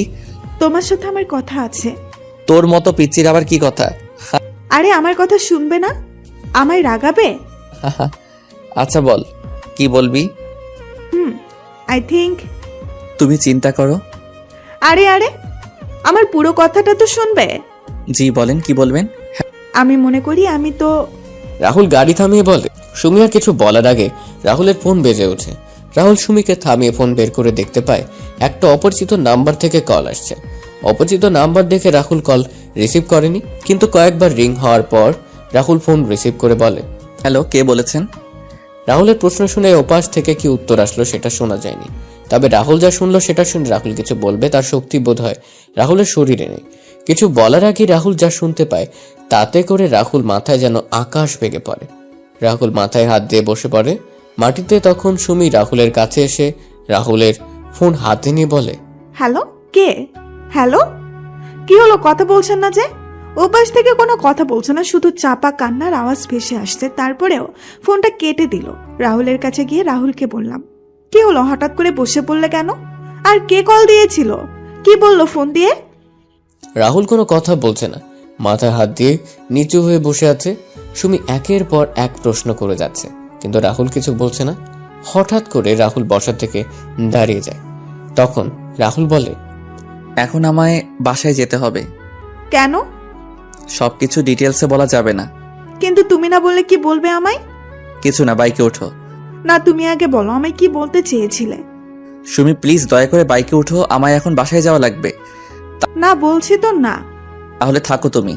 এই বলে আমি বাইক চালিয়ে বাসায় চলে এলাম। বাসায় এসে ম্যাডামকে ডাকতে ডাকতে লাগলাম, ম্যাডাম ম্যাডাম ম্যাডাম। উর্মি রুমে বসে কানে হেডফোন গুঁজে গান শুনছিল, যার কারণে রাহুলের চিৎকার শুনতেও পাচ্ছিল না। তখন রান্নাঘর থেকে ফুফু বের হয়ে এসে বলেন, কি রে রাহুল, এভাবে চিৎকার করছিস কেন? কি হয়েছে তোর? এত কিছু বলার সময় নেই, আমাদের এখন বের হতে হবে। বের হবি মানে? ফুপু, পরে সব বলবো। ম্যাডাম কোথায়? উর্মি তো ওর রুমে আছে। রাহুল তাড়াতাড়ি করে সিঁড়ি বেয়ে উর্মির রুমে গিয়ে দরজা নক না করে উর্মির রুমে ঢুকে পড়ে। রাহুল রুমে ঢুকে দেখতে পায় উর্মি কানে হেডফোন লাগিয়ে উল্টো হয়ে শুয়ে আছে। তখন রাহুল গিয়ে উর্মির কান থেকে হেডফোন খুলে দিল। তখন উর্মি বিরক্তিকর ভাব নিয়ে তাকালো। উর্মি রাহুলকে দেখে রেগে বলে, ছোট লোকের বাচ্চা, তো সাহস হলো কি করে আমার রুমে ঢুকে আবার আমার কান থেকে হেডফোন খুলে নিস? সরি ম্যাডাম, আপনাকে আমি নিচে থেকে অনেক ডাকছিলাম, কিন্তু আপনি শুনতে পাননি, তাই আমি রুমে এসে হেডফোন খুলতে বাধ্য হই। তুই বেশি কথা বলছিস কেন? তোকে কি আমি সাফাই দিতে বলছি? এখন বল কি হইছে? আমাদের এখান থেকে বেরোতে হবে। কেন? সেটা গেলেই জানতে পারবেন। আমি যাব না, আমি আরো কয়েকদিন থাকবো এখানে। প্লিজ ম্যাডাম চলুন, আমি আপনার পায়ে পড়ি। Please madam, please. চুপচাপ রুম থেকে বের হ বলছি, না হলে তোকে। এবার আর নিজের রাগটা সামলাতে পারলাম না। তখন বললাম, না হলে কি করবি তুই? ছোটবেলা থেকেই তো আমায় অপমান করে আসছিস, আর এখন নতুন কি করবি তুই? ছোট লোকের বাচ্চা, তুই তুই আমায় তুই করে কথা বলছিস? তোকে তো আমি। উর্মি যেই রাহুলকে মারার জন্য হাত তুলল, তখন রাহুল উর্মি গালে ঠাস ঠাস করে দুটো থাপ্পড় দিয়ে দিল। উর্মি থাপ্পড়গুলো খেয়ে অবাক হয়ে রাহুলের দিকে তাকিয়ে আছে। তখন রাহুল বলে, কোনো কথা না বলে চুপচাপ গাড়িতে গিয়ে বসেন। কুত্তার বাচ্চা, তুই আমায় থাপ্পড় মারলি, দেখ আমি তোর কি অবস্থা করি।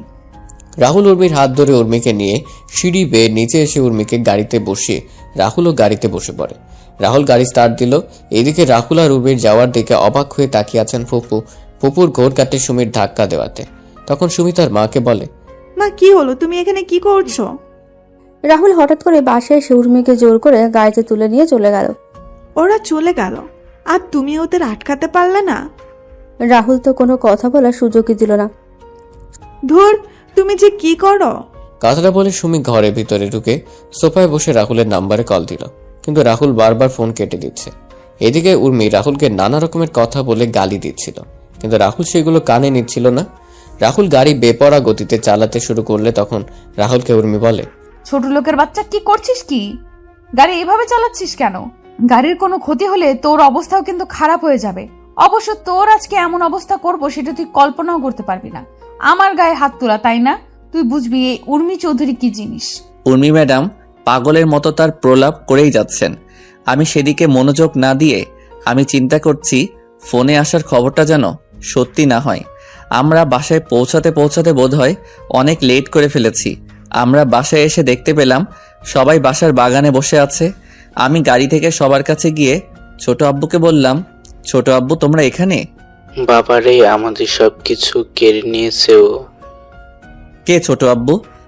আমরা ওকে নিজের ছেলের মতো মনে করতাম, কিন্তু ও যে আমাদের পিছন দিয়ে চোরের মতো ছুরি মেরে দিল, এটা হয়তো আমাদের কপালে লেখা ছিল। ছোট আম্মু, ছোট আব্বু, চাচা চাচি, দাদিমা কান্না করছে। সবচেয়ে আমার কষ্ট লাগছে দাদিমার জন্য। দাদিমাকে এই বয়সে এইভাবে বাসার বাইরে থাকতে হবে। সবাইকে শান্ত করার চেষ্টা করছিলাম।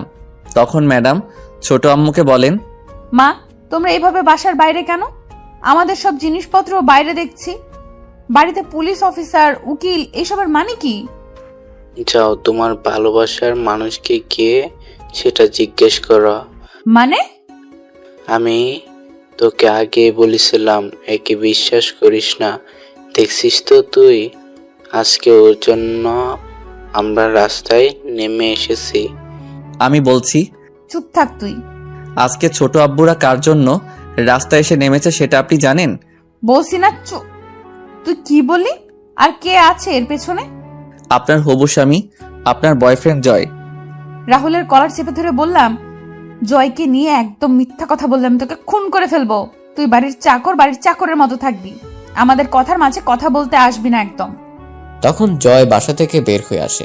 জয় এসে উর্মিকে উদ্দেশ্য করে বলে, জানো রাহুল সত্যি বলছে এসব। রাহুলের সামনে থেকে জয়ের সামনে গিয়ে বললাম, কি বলছো কি তুমি এইসব? হ্যাঁ জানো, তুমি যা শুনেছো সেটাই সত্যি। এই বাড়ি গাড়ি সেই সম্পত্তি হাতিয়ে নেওয়ার জন্য আমি অনেক কিছু করেছি, আর ফাইনালি আমি আমার প্ল্যানে জয়ী হলাম। জয়, মজা করার সময় এটা না। আরে আমি মজা করছি না তো, আমি সিরিয়াসলি বলছি উর্মি জানেমান, এই সম্পত্তি হাতিয়ে নেওয়ার জন্য আমি তোমার সাথে ভালোবাসার নাটক করি। তোমার পিছনে কুত্তর মতো ঘুরে বেরিয়েছি। আস্তে আস্তে তোমার থেকে সকল ইনফরমেশন কালেক্ট করে তারপর আমি আমার কাজে নেমে পড়ি। আর এখন তোমরা তোমাদের বাড়ির বাইরে। Now get lost my home and get lost my life. ও হ্যাঁ, তোমায় একজনের সাথে পরিচয় করিয়ে দিতে ভুলে গেছি। একটু দাঁড়াও। Liza, Liza, meet my wife Liza.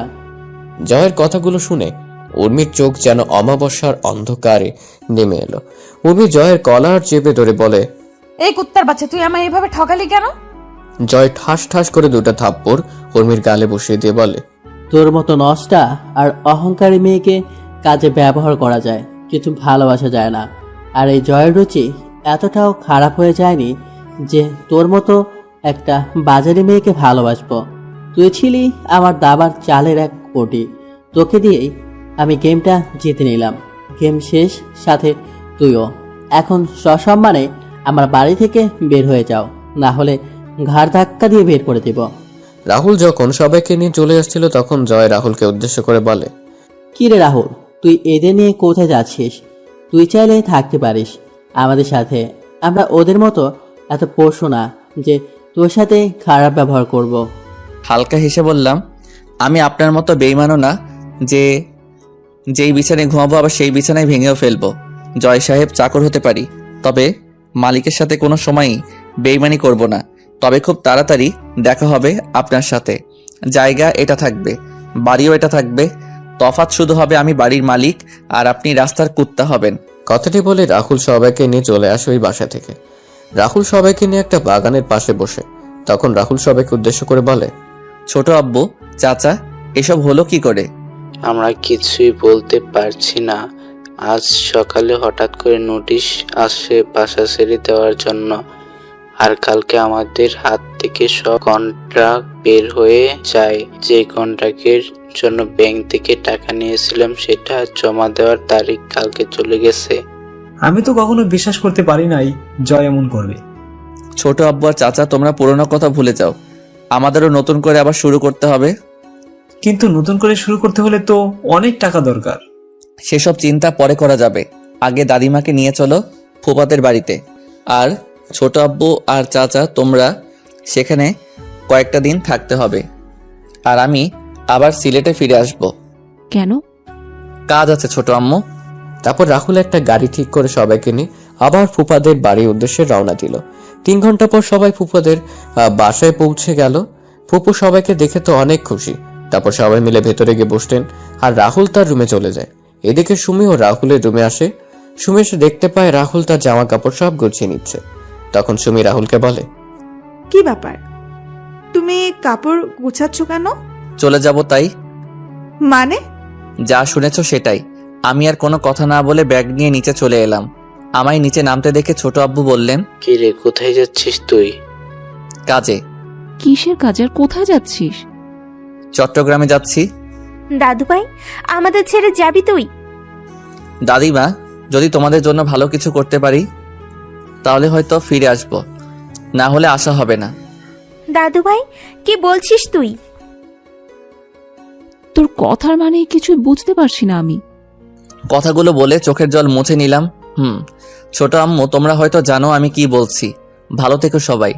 আর যদি সৃষ্টিকর্তার কৃপায় হয় আর কিছু করতে পারি তাহলে হয়তো আবার দেখা হবে। দিব এক থাপ্পড়। তুই কি থেকে কি শুনেছিস আর সেটা নিয়ে এসব চিন্তা করছিস? আর এইগুলো চিকিৎসা করলে ভালো হয়ে যায়। তুই এ নিয়ে চিন্তা করিস না, তুই ভালো হয়ে যাবি একদম। হয়তোবা তার উল্টোটা হতে পারে। ছোট আব্বু, চাচা আর চাচি, তোমাদের অনেক মনে পড়বে। আর খুব তাড়াতাড়ি তোমাদের সবকিছু আশা করি ফিরিয়ে দিতে পারবো। এখন আসি আমি, ভালো থেকো সবাই। রাহুল কথাটা বলে একবার সবার দিকে তাকিয়ে হাতে দিল। কি যেন মনে করে আবার দাঁড়িয়ে পড়ে। রাহুল পেছন ফিরে সুমির সামনে এসে বলে, সুমি, ভালো করে পড়ালেখা করিস। তোকে অনেক বড় একজন ডাক্তার হতে হবে। আর ভালো কাউকে দেখে বিয়ে করে নিস। আর আমায় নিয়ে উল্টাপাল্টা চিন্তা করা বন্ধ কর। তোর সামনে একটা উজ্জ্বল ভবিষ্যৎ দাঁড়িয়ে আছে। ফুপু আর ফুপা তোর থেকে অনেক ভালো কিছু আশা করে, তুই তাদের সে আশাটুকু এভাবে শেষ করে দিস না। রাহুলের কথা শুনে সুমি এবার কান্না করে দিল। রাহুল যখন দুপুরে চলে যায় তখনও সুমি অনেক কান্না করেছিল। সুমি কান্না মিশ্রিত স্বরে বলে, তুমি হঠাৎ করে এই ধরনের কথা বলছো কেন?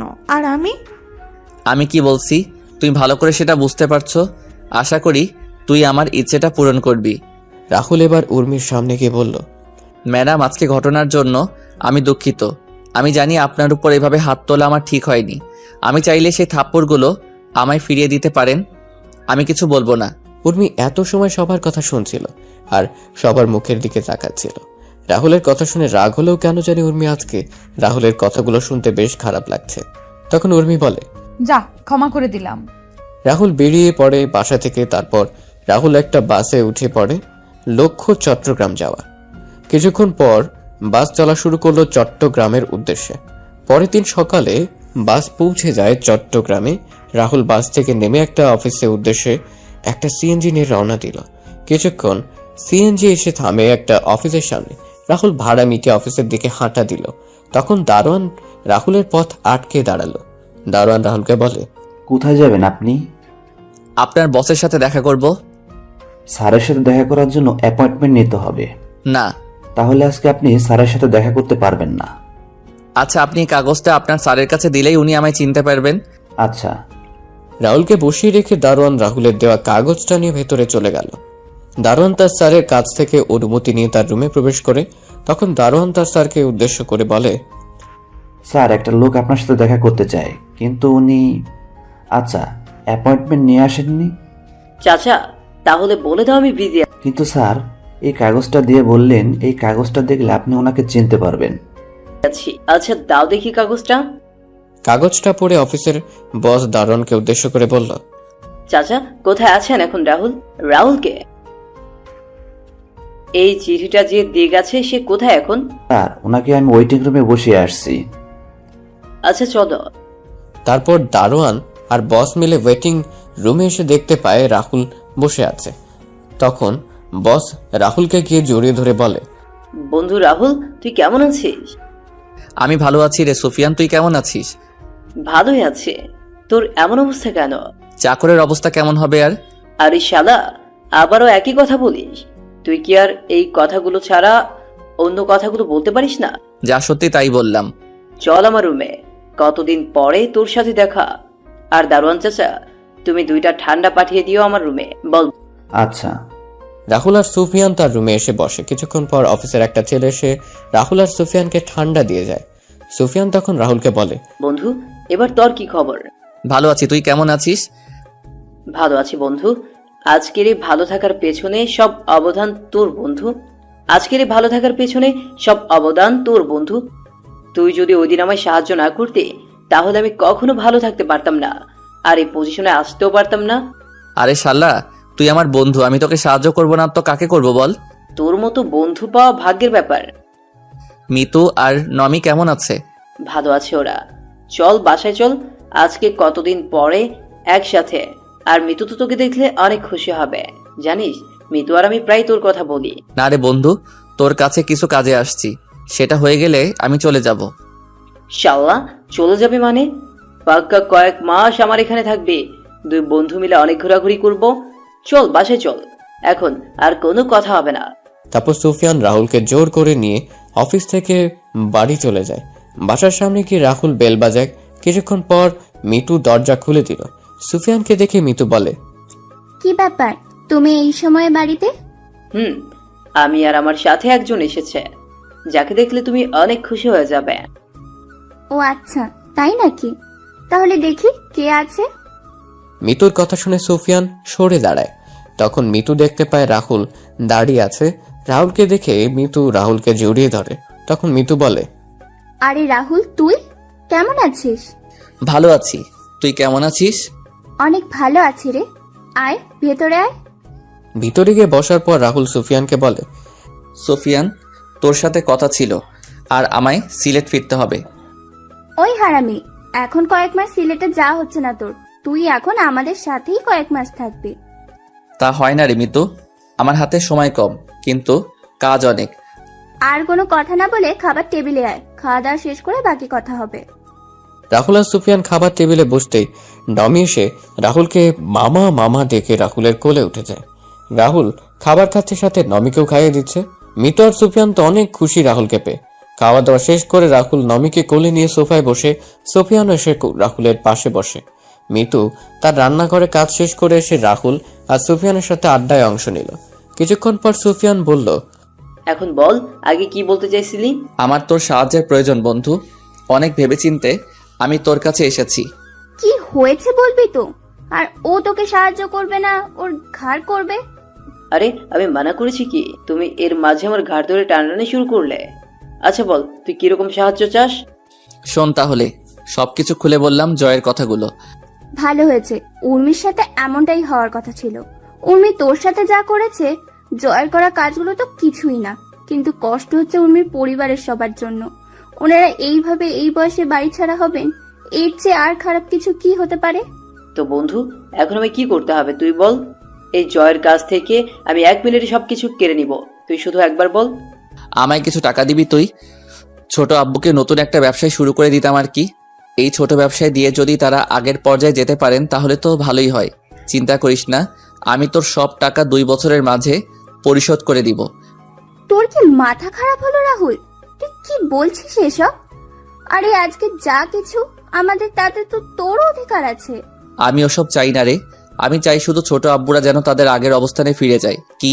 তার জন্য একটা রাস্তা আছে আমার কাছে। কি? আর 10 দিন পরে আমার অফিসে নতুন শাখা খুলছি। তুই সেই শাখার দায়িত্ব নিয়ে নে।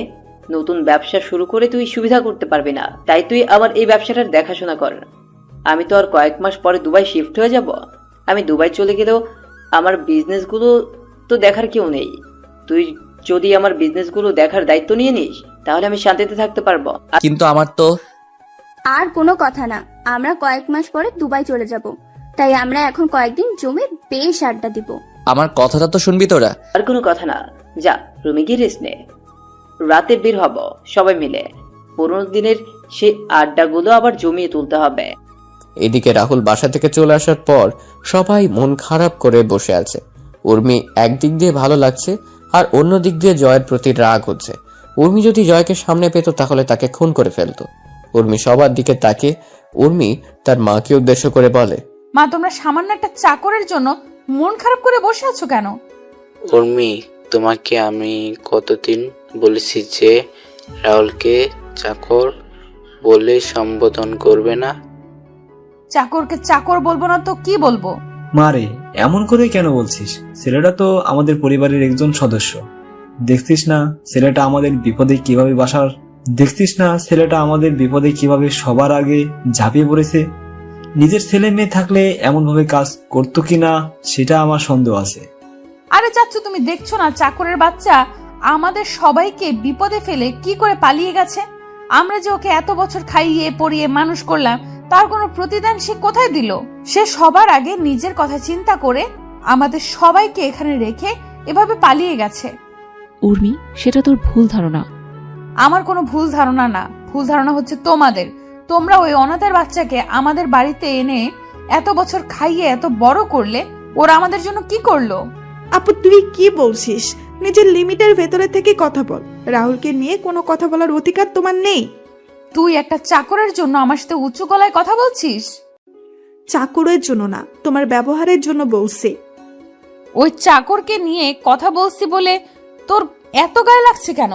তুই আবার এই ছোট লোকটাকে ভালোবাসিস না তো? আবার হ্যাঁ ভালোবাসি ওই ছোট লোক, ওই চাকরকে। তোর কোনো সমস্যা? সামান্য হবে না, তুই একটা চাকরকে ভালোবাসিস? আমি একটা চাকরকে ভালোবাসি বললে তোমার এত সমস্যা? তাহলে তুমি যে একটা বাটপারকে ভালোবাসলে, তাহলে মামা আর মামির সমস্যা হয়নি? সুমি, তুই কিন্তু বেশি কথা বলছিস। তুমি কি করবে? সত্যি কথা বললে সবার গায়ে লাগে। সুমি, তোকে তো। উর্মি যখন সুমিকে মারার জন্য হাত উঠায় তখন ছোট আম্মু উর্মির হাত ধরে ধরে ফেলেন। তারপর ছোট আম্মু উর্মির গালে কষিয়ে একটা থাপ্পড় মারেন। তখন উর্মি বলে, মা তুমি আমায় মারলে? ওই হ্যাঁ, আমি তোকে মারলাম। এই থাপ্পড়টা তোকে অনেক আগেই মারা উচিত ছিল, তাহলে তুই এমন খারাপ বেয়াদব হয়ে উঠতি না। আমার তো মনে হয় জয় তোকে যে কথাগুলো বলেছিল সেগুলো সত্যিই বলেছে। ভাবি কি বলছো তুমি? না ভাই, ও অনেক খারাপ হয়ে গেছে। আমার মেয়ে বলে ওকে পরিচয় দিতে মনে হয় না। মা, চুপ, একদম চুপ। কার জন্য আজকে তুই দাঁড়িয়ে কথা বলছিস জানিস তুই? না, জানিস না। তুই জানবি কি করে?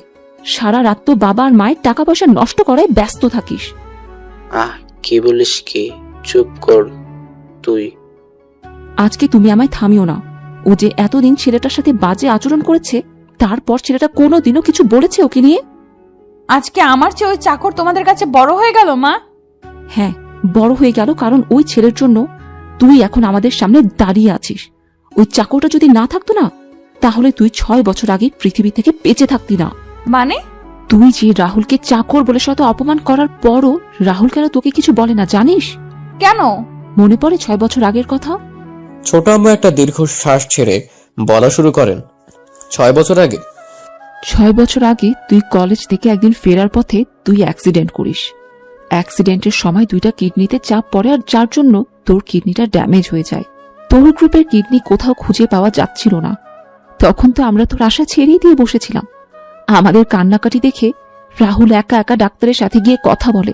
ডাক্তার রাহুলকে দেখে মানা করে দেয়, কিন্তু রাহুল ডাক্তারের পা ধরে বলে, ডাক্তার, আমার রক্ত আর উর্মির রক্তের গ্রুপ কিন্তু একই। প্লিজ আমার কিডনিগুলো নিয়ে নিন, তাহলে উর্মি বেঁচে যাবে। না, আমি পারবো না। তোমার এত কম বয়সে কিডনি ডোনেট করা বেআইনি। তাহলে আপনি একটা মায়ের কোল থেকে তার মেয়েকে এভাবে হারিয়ে যেতে দিবেন? আর তোমার মা বাবা? আমার মতো অনাথের আবার মা বাবা তো উর্মির বাবা। মানে? ডাক্তার, আমি অনাথ। উর্মির বাবা আর মা আমাকে তাদের বাসায় থাকার জায়গা দিয়েছেন। আমায় নিজের ছেলের মতো স্নেহ দিয়ে বড় করেছেন। আমায় কখনো বাবা আর মায়ের অভাব বুঝতে দেননি। এখন আপনি বলেন, আমার কি ওদের মেয়ের জীবন বাঁচানো উচিত না? আমার কোনো কিছুর প্রয়োজন হলে সেটা আমি বলার আগেই আমার জন্য নিয়ে আসেন। জানেন ডাক্তার, ছোট আব্বু আর ছোট আম্মুর বিয়ের কয়েক বছর পর উর্মির জন্ম হয়। উর্মির জন্মের পর চৌধুরী বাড়ির সবাই কি যে খুশি হয় সেটা আপনাকে আমি বলে বোঝাতে পারবো না। আমার যখন তাদের বাসায় আসার 2 বছর হয়, তখন আমি জানতে পারি উর্মির মা আর কোনো সন্তান নেননি। সন্তান নিলে হয়তো আমার জন্য তাদের স্নেহ ভালোবাসা কমে যাবে। চৌধুরী বাড়ির সবাইও ছিল একমত, কারণ উর্মি আর আমি ছিলাম চৌধুরী বাড়ির প্রাণ। এখন আপনি বলেন, উর্মির কিছু হলে ওই বাড়ির কেউ সেটা মেনে নিতে পারবে না।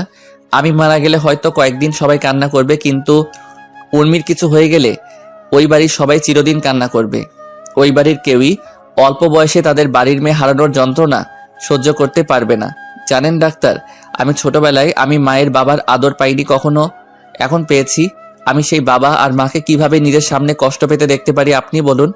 আপনি যদি আমার কিডনি না নেন, তাহলে আমি এখন আপনার চেম্বার থেকে বের হয়ে আত্মহত্যা করা ছাড়া আমার কোনো উপায় থাকবে না। আমি ওই বাড়ির সবাইকে এভাবে কষ্ট পেতে দেখতে পারবো না। আমার আত্মহত্যার একমাত্র কারণ হবে না আপনি। কিন্তু দেখো বাবা, তুমি আমার কথা বুঝতে পারছো না। এটা কখনো সম্ভব না বাবা।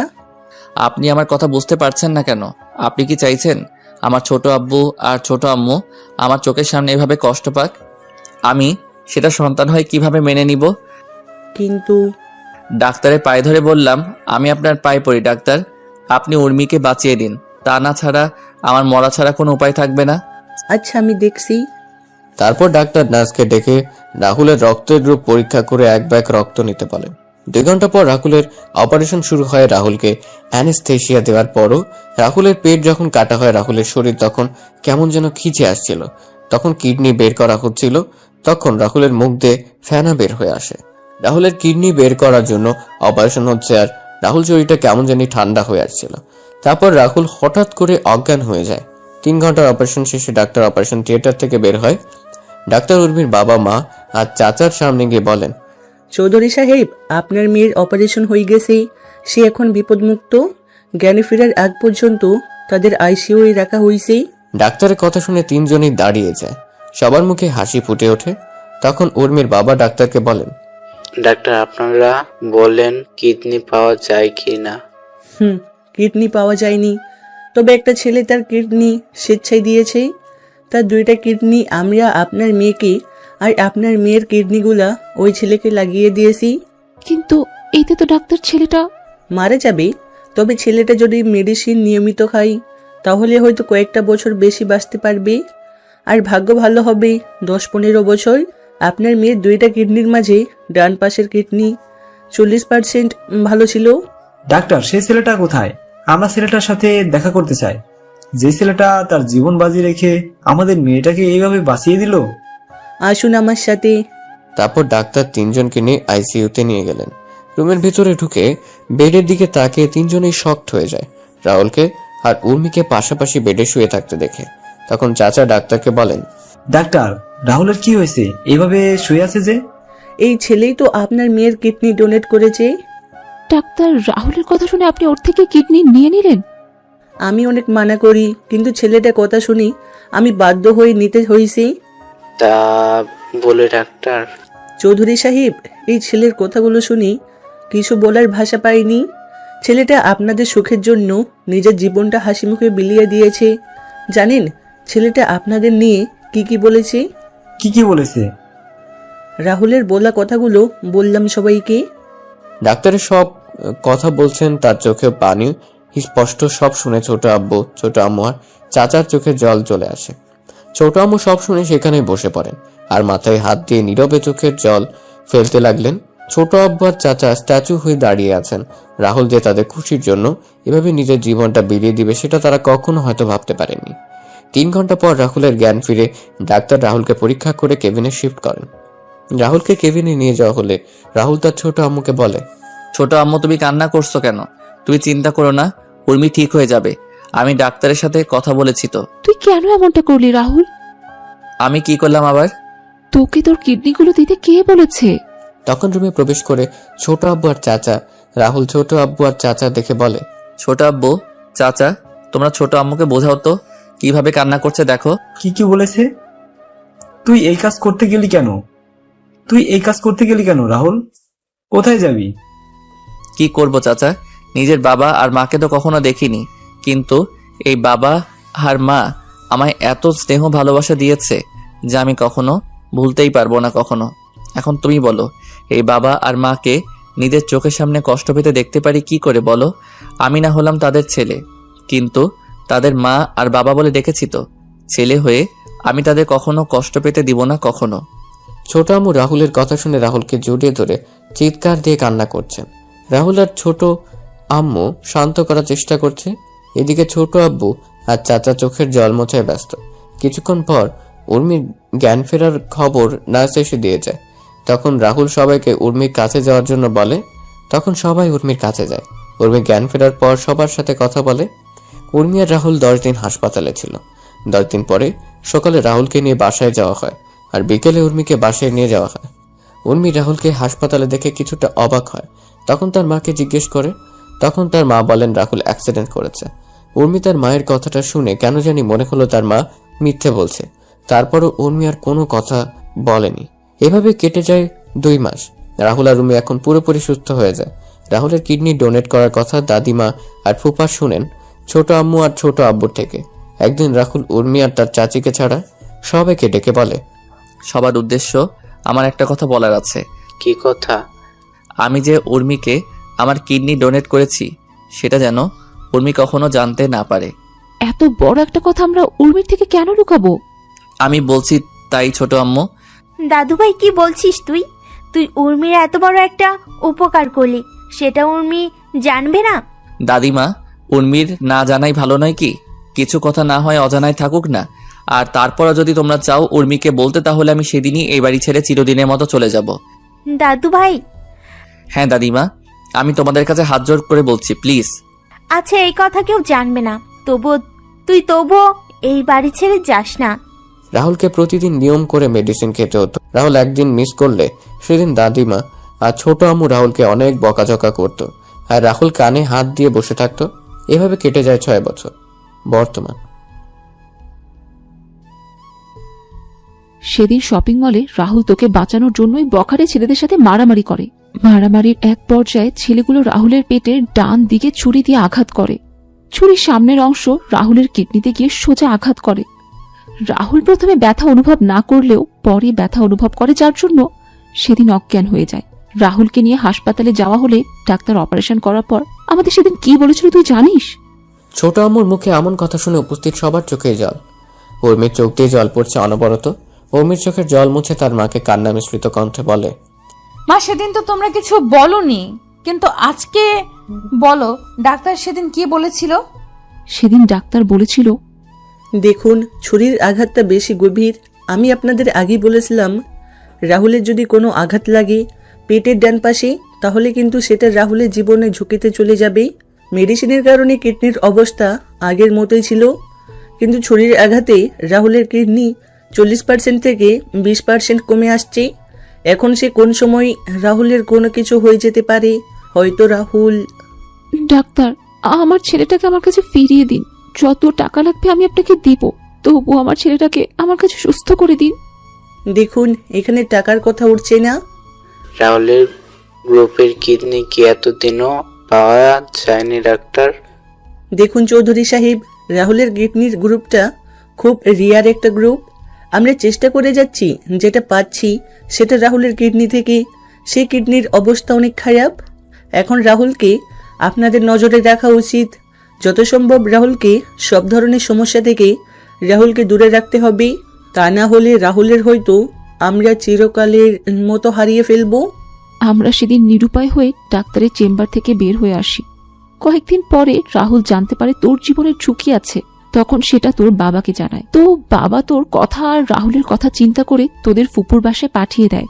তুই একটু আগে বললি না রাহুল আমাদের জন্য কি করেছে? রাহুল আমাদের জন্য তোর জন্য নিজের জীবনটা বিলিয়ে দিয়েছে। রাহুল জানতো সে আর এই পৃথিবীতে বেঁচে নেই।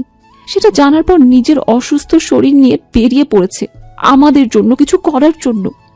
রাহুল এই বয়সে আমাদের জন্য অনেক কিছু করেছে, যা নিজের সন্তানও কখনো করবে না। জানিস তোর এত অপমান সহ্য করেও রাহুল কেন কিছু বলতো না? কেন কেন কিছু বলতো না? কারণ রাহুল ছোট থেকে তোকে পছন্দ করত, সেটা আমরা সবাই জানতাম। রাহুল সেটা আমাদের তোকে বলতে নিষেধ করে। আমরা রাহুলের কথা শুনে অনেক খুশি ছিলাম। আমরা যখন জানতে পারি তখন তুই বিদেশে চলে গেলি, আর তুই যখন দেশে ফিরে এসে বললি তুই জয়কে ভালোবাসিস, সেদিন রাহুলের চোখে জল দেখেছিলাম। আমি তখন রাহুলকে বললাম তার মনের কথা তোকে বলার জন্য। তখন রাহুল বলে, না ছোট আম্মু, উর্মি যখন অন্য কাউকে ভালোবাসে তাকে নিয়ে সে সুখী থাকুক, আমি না হয় তাকে দূর থেকে ভালোবেসে যাব। সব ভালোবাসা পূর্ণতা পায় না ছোট আম্মু। কথাগুলো বলেই ছোট আম্মু দীর্ঘ একটি নিঃশ্বাস নিলেন। সবার চোখে জল স্পষ্ট। উর্মি চিৎকার করে কান্না করছে আর ওর মাকে বলছে, মা এতদিন কেন বললে না তুমি? রাহুল আমার সামনে যখন ছিল তখন কেন বললে না? আমি রাহুলের সাথে এমন কোনো আচরণ কখনো করতাম না। রাহুল বাড়ি ছেড়ে চলে যাবে আমাদের ভয় দেখিয়েছিল। এরকম পরিস্থিতি তৈরি হবে তখন কি জানতো আমরা? তোকে কিছুই বলতাম না, কিন্তু তোর আজকের ব্যবহারের জন্য বলতে বাধ্য হলাম।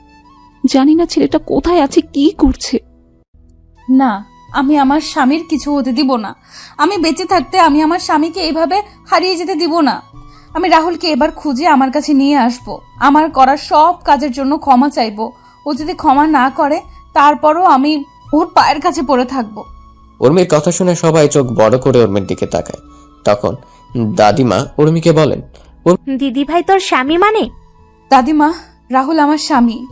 রাহুল তোর স্বামী হলে কি করে? আপু কি বলছিস তুই? তুই তো রাহুলকে সহ্য করতে পারিস না, তাহলে রাহুল তোর স্বামী হলো কি করে? এখন সব শুনে মিথ্যা বলা শুরু করে দিয়েছিস। কয়েকদিন আগে আমার আর রাহুলের বিয়ে হয়েছে পাশের এলাকার একটা মসজিদে। কি বলিস, একটু ক্লিয়ার করে বলতো উর্মি।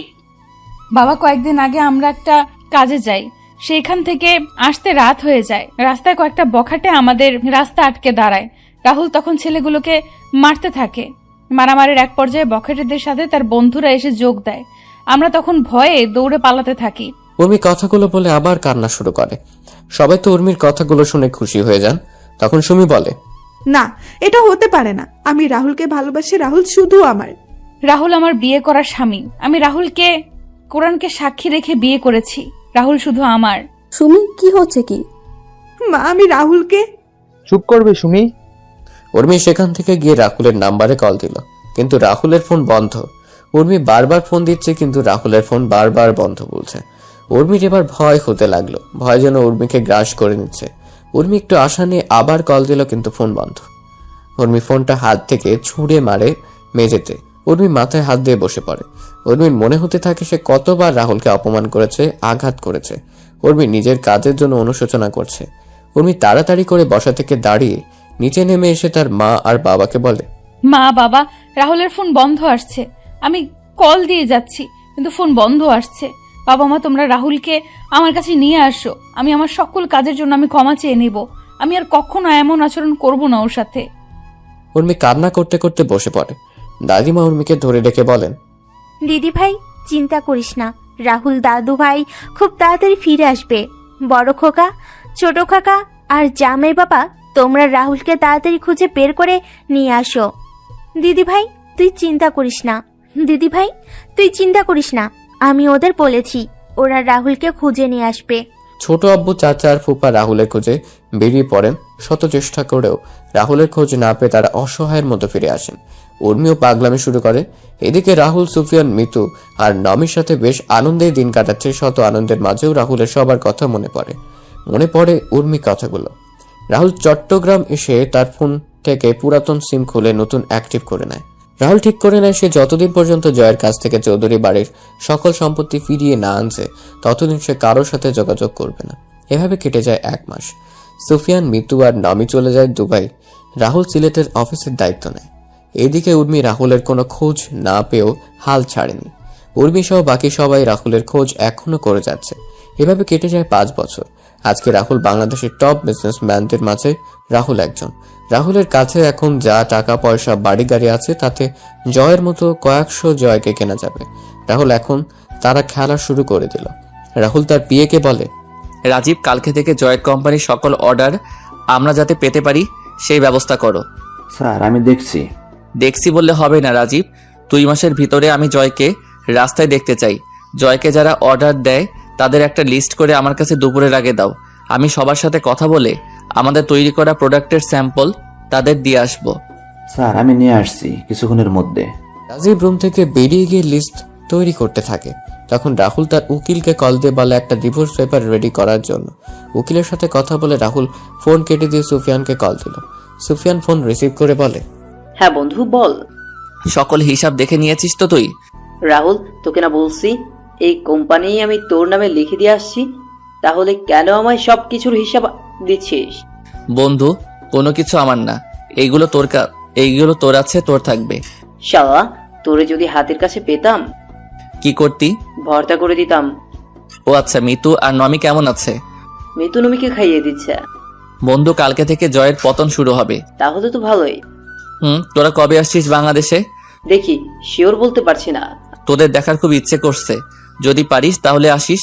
আচ্ছা আচ্ছা, রাখছি তাহলে। আচ্ছা।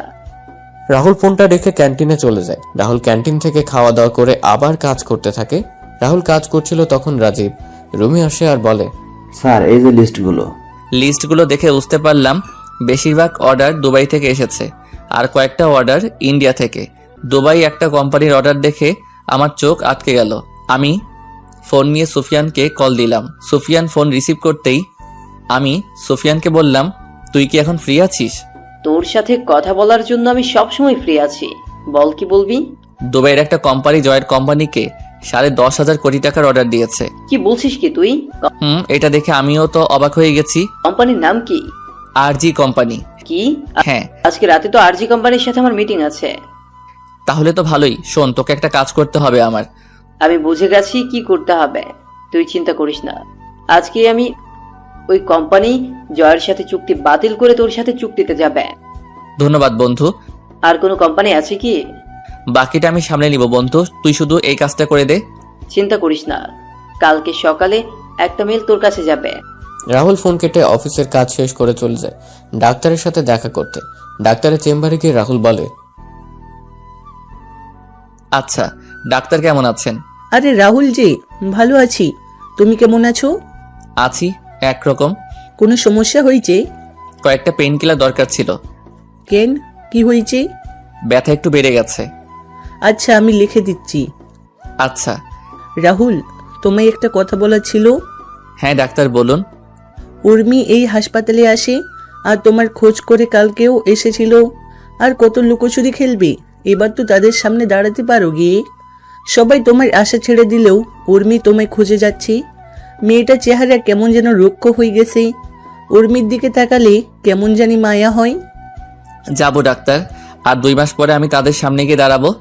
যত তাড়াতাড়ি পারো তাদের সাথে দেখা করো।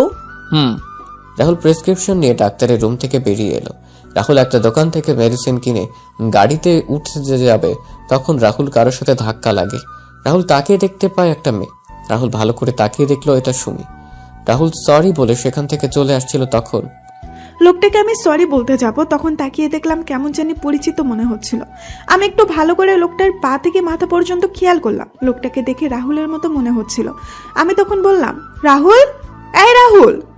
আমি সুমির কথার কোনো উত্তর না দিয়ে আমি আমার গাড়ির কাছে চলে এলাম, আর মেয়েটা পিছন থেকে আমায় ডাকছে আর আমার পিছন পিছন আসছে। রাহুল দাঁড়াও, রাহুল একটিবার দাঁড়াও প্লিজ রাহুল। আমি তাড়াতাড়ি করে গাড়িতে উঠে গাড়ি স্টার্ট দিয়ে সেখান থেকে চলে এলাম। আমি আমার মনের সুখে গাড়ি চালাচ্ছিলাম, তখন খেয়াল করলাম একটা গাড়ি আমায় ফলো করছে। আমি গাড়িটার দিকে একটু ভালো করে তাকিয়ে দেখলাম গাড়িটা সুমির গাড়ি। আমি তাড়াতাড়ি করে গাড়ির স্পিড বাড়িয়ে দিলাম। কিছুক্ষণ পর আমি বাসায় এসে নিজের রুমে চলে গেলাম। এদিকে সুমি কিছু দূর রাহুলের গাড়িকে ফলো করলেও কিছু সময় পর রাহুলের গাড়ি আর খুঁজে পায়নি। সুমি বাসায় ফিরে উর্মিকে ডাকতে শুরু করে, উর্মি আপু, উর্মি আপু, আপু কোথায় তুই? সুমির চিৎকার শুনে সবাই ড্রয়িং রুমে চলে আসে। উর্মি নিচে এসে সুমিকে বলে, কি রে, তুই এত চিৎকার করছিস কেন? আপু আজকে আমায় নাচতে ইচ্ছে করেছে। তুই এই কথা বলার জন্য চিৎকার দিয়ে বাড়ি মাথায় তুলে নিয়েছিস? হ্যাঁ রে আপু, আমি আজকে তোকে যা বলবো সেটা শুনে তুইও নাচতে শুরু করবি আর বাড়ি মাথায় তুলে নিবি। সুমি, কি বলবি সেটা বল, এত হেয়ালি করছিস কেন? আমি আজকে হাসপাতাল থেকে ফেরার পথে একজনের সাথে আমার দেখা হয়েছে। তার নাম শুনলে তোমরাও চমকে যাবে। আরে বলবি তো কার সাথে দেখা হয়েছে? আমার ছেলে মানে? সুমি, কাকে দেখে এসে এত লাফাচ্ছিস? তোমার ছেলেকে দেখে বড় মামি। কাকে দেখেছিস একটু ক্লিয়ার করে বলবি? হাসপাতাল থেকে আমি ফেরার সময় দাদিমার মেডিসিন কেনার জন্য আমি একটা ফার্মেসিতে যাই। মেডিসিন কিনে আমি যখন বের হতে যাব তখন আমি রাহুলকে দেখতে পাই। কি? হ্যাঁ আপু, জানিস আমি পেছন থেকে অনেকবার ডাকলাম কিন্তু রাহুল একবারও পেছনে তাকায়নি। আমি গাড়ি নিয়ে রাহুলের গাড়ির পেছনে, কিন্তু রাহুল হয়তো সেটা বুঝতে পেরে গাড়ির স্পিড বাড়িয়ে কোথায় হারিয়ে যায়। কি বলছিস কি? আমার ছেলে এখনো? সুমি, তুই সত্যি বলছিস তো না মজা করছিস? আপু এই দেখ, আমি ফার্মেসি থেকে রাহুলের গাড়ি ওঠার ভিডিও করেছি। সবাই ভিডিওতে স্পষ্ট দেখতে পায় রাহুলকে। ভিডিওতে রাহুলকে দেখতে পেয়ে সবাই অনেক খুশি হয়, কিন্তু হঠাৎ করে সবাইকে এড়িয়ে যাওয়ার কারণটা কেউ বুঝতে পারছে না। উর্মি তো রাহুলকে আবার এই সিলেট শহরে দেখতে পারবে সেটা কখনো চিন্তাও করেনি। এদিকে রাহুল ফ্রেশ হয়ে এসে বুয়ার রান্না করে রেখে যাওয়া খাবার খেয়ে গাড়ি নিয়ে বেরিয়ে পড়ে। জয়কে অর্ডার দেওয়া কোম্পানিগুলোর মালিকদের সাথে এক এক করে দেখা করতে থাকে। অনেকেই রাহুলের তৈরি করা স্যাম্পল দেখে রাজি হয়ে যায়, আর অনেক প্রথমে রাজি না হলে রাহুল অনেক কষ্ট করে রাজি করায়। রাহুল রাতে ক্লান্ত হয়ে বাসায় ফিরে ফ্রেশ হয়ে বিছানায় শোয়া মাত্রই রাহুলের ফোন বেজে ওঠে। রাহুল ফোন হাতে নিয়ে দেখতে পায় সুফিয়ানের ফোন। রাহুল রিসিভ করতেই সুফিয়ান বলে, কি রে, ঘুমিয়ে পড়েছিস? না, সবার সাথে কথা বলে রাজি করিয়ে একটু আগে বাসায় আসলাম। তোর ওই দিকের খবর কি? কাজ হয়ে গেছে, কালকে সকালে তোর সাথে কথা বলবে। ধন্যবাদ বন্ধু। তোর ধন্যবাদ তোর কাছে রাখ। তোর বউয়ের হাতের রান্না একদিন খাইয়ে দিস, তাহলেই হয়ে যাবে। বউ? বউ আমার কপালে নাই। ধর শালা, ঘুমা, কালকে সকালে কথা হবে। আচ্ছা, শুভরাত্রি। রাহুল খাবার খেয়ে ঘুমিয়ে পড়ে। পরের দিন সকালে রাহুল ঘুম থেকে উঠে দেখতে পায় তার জিমেল অ্যাকাউন্টে একটা মেইল এসেছে। রাহুল মেইলটা পড়ে অনেক খুশি হয়।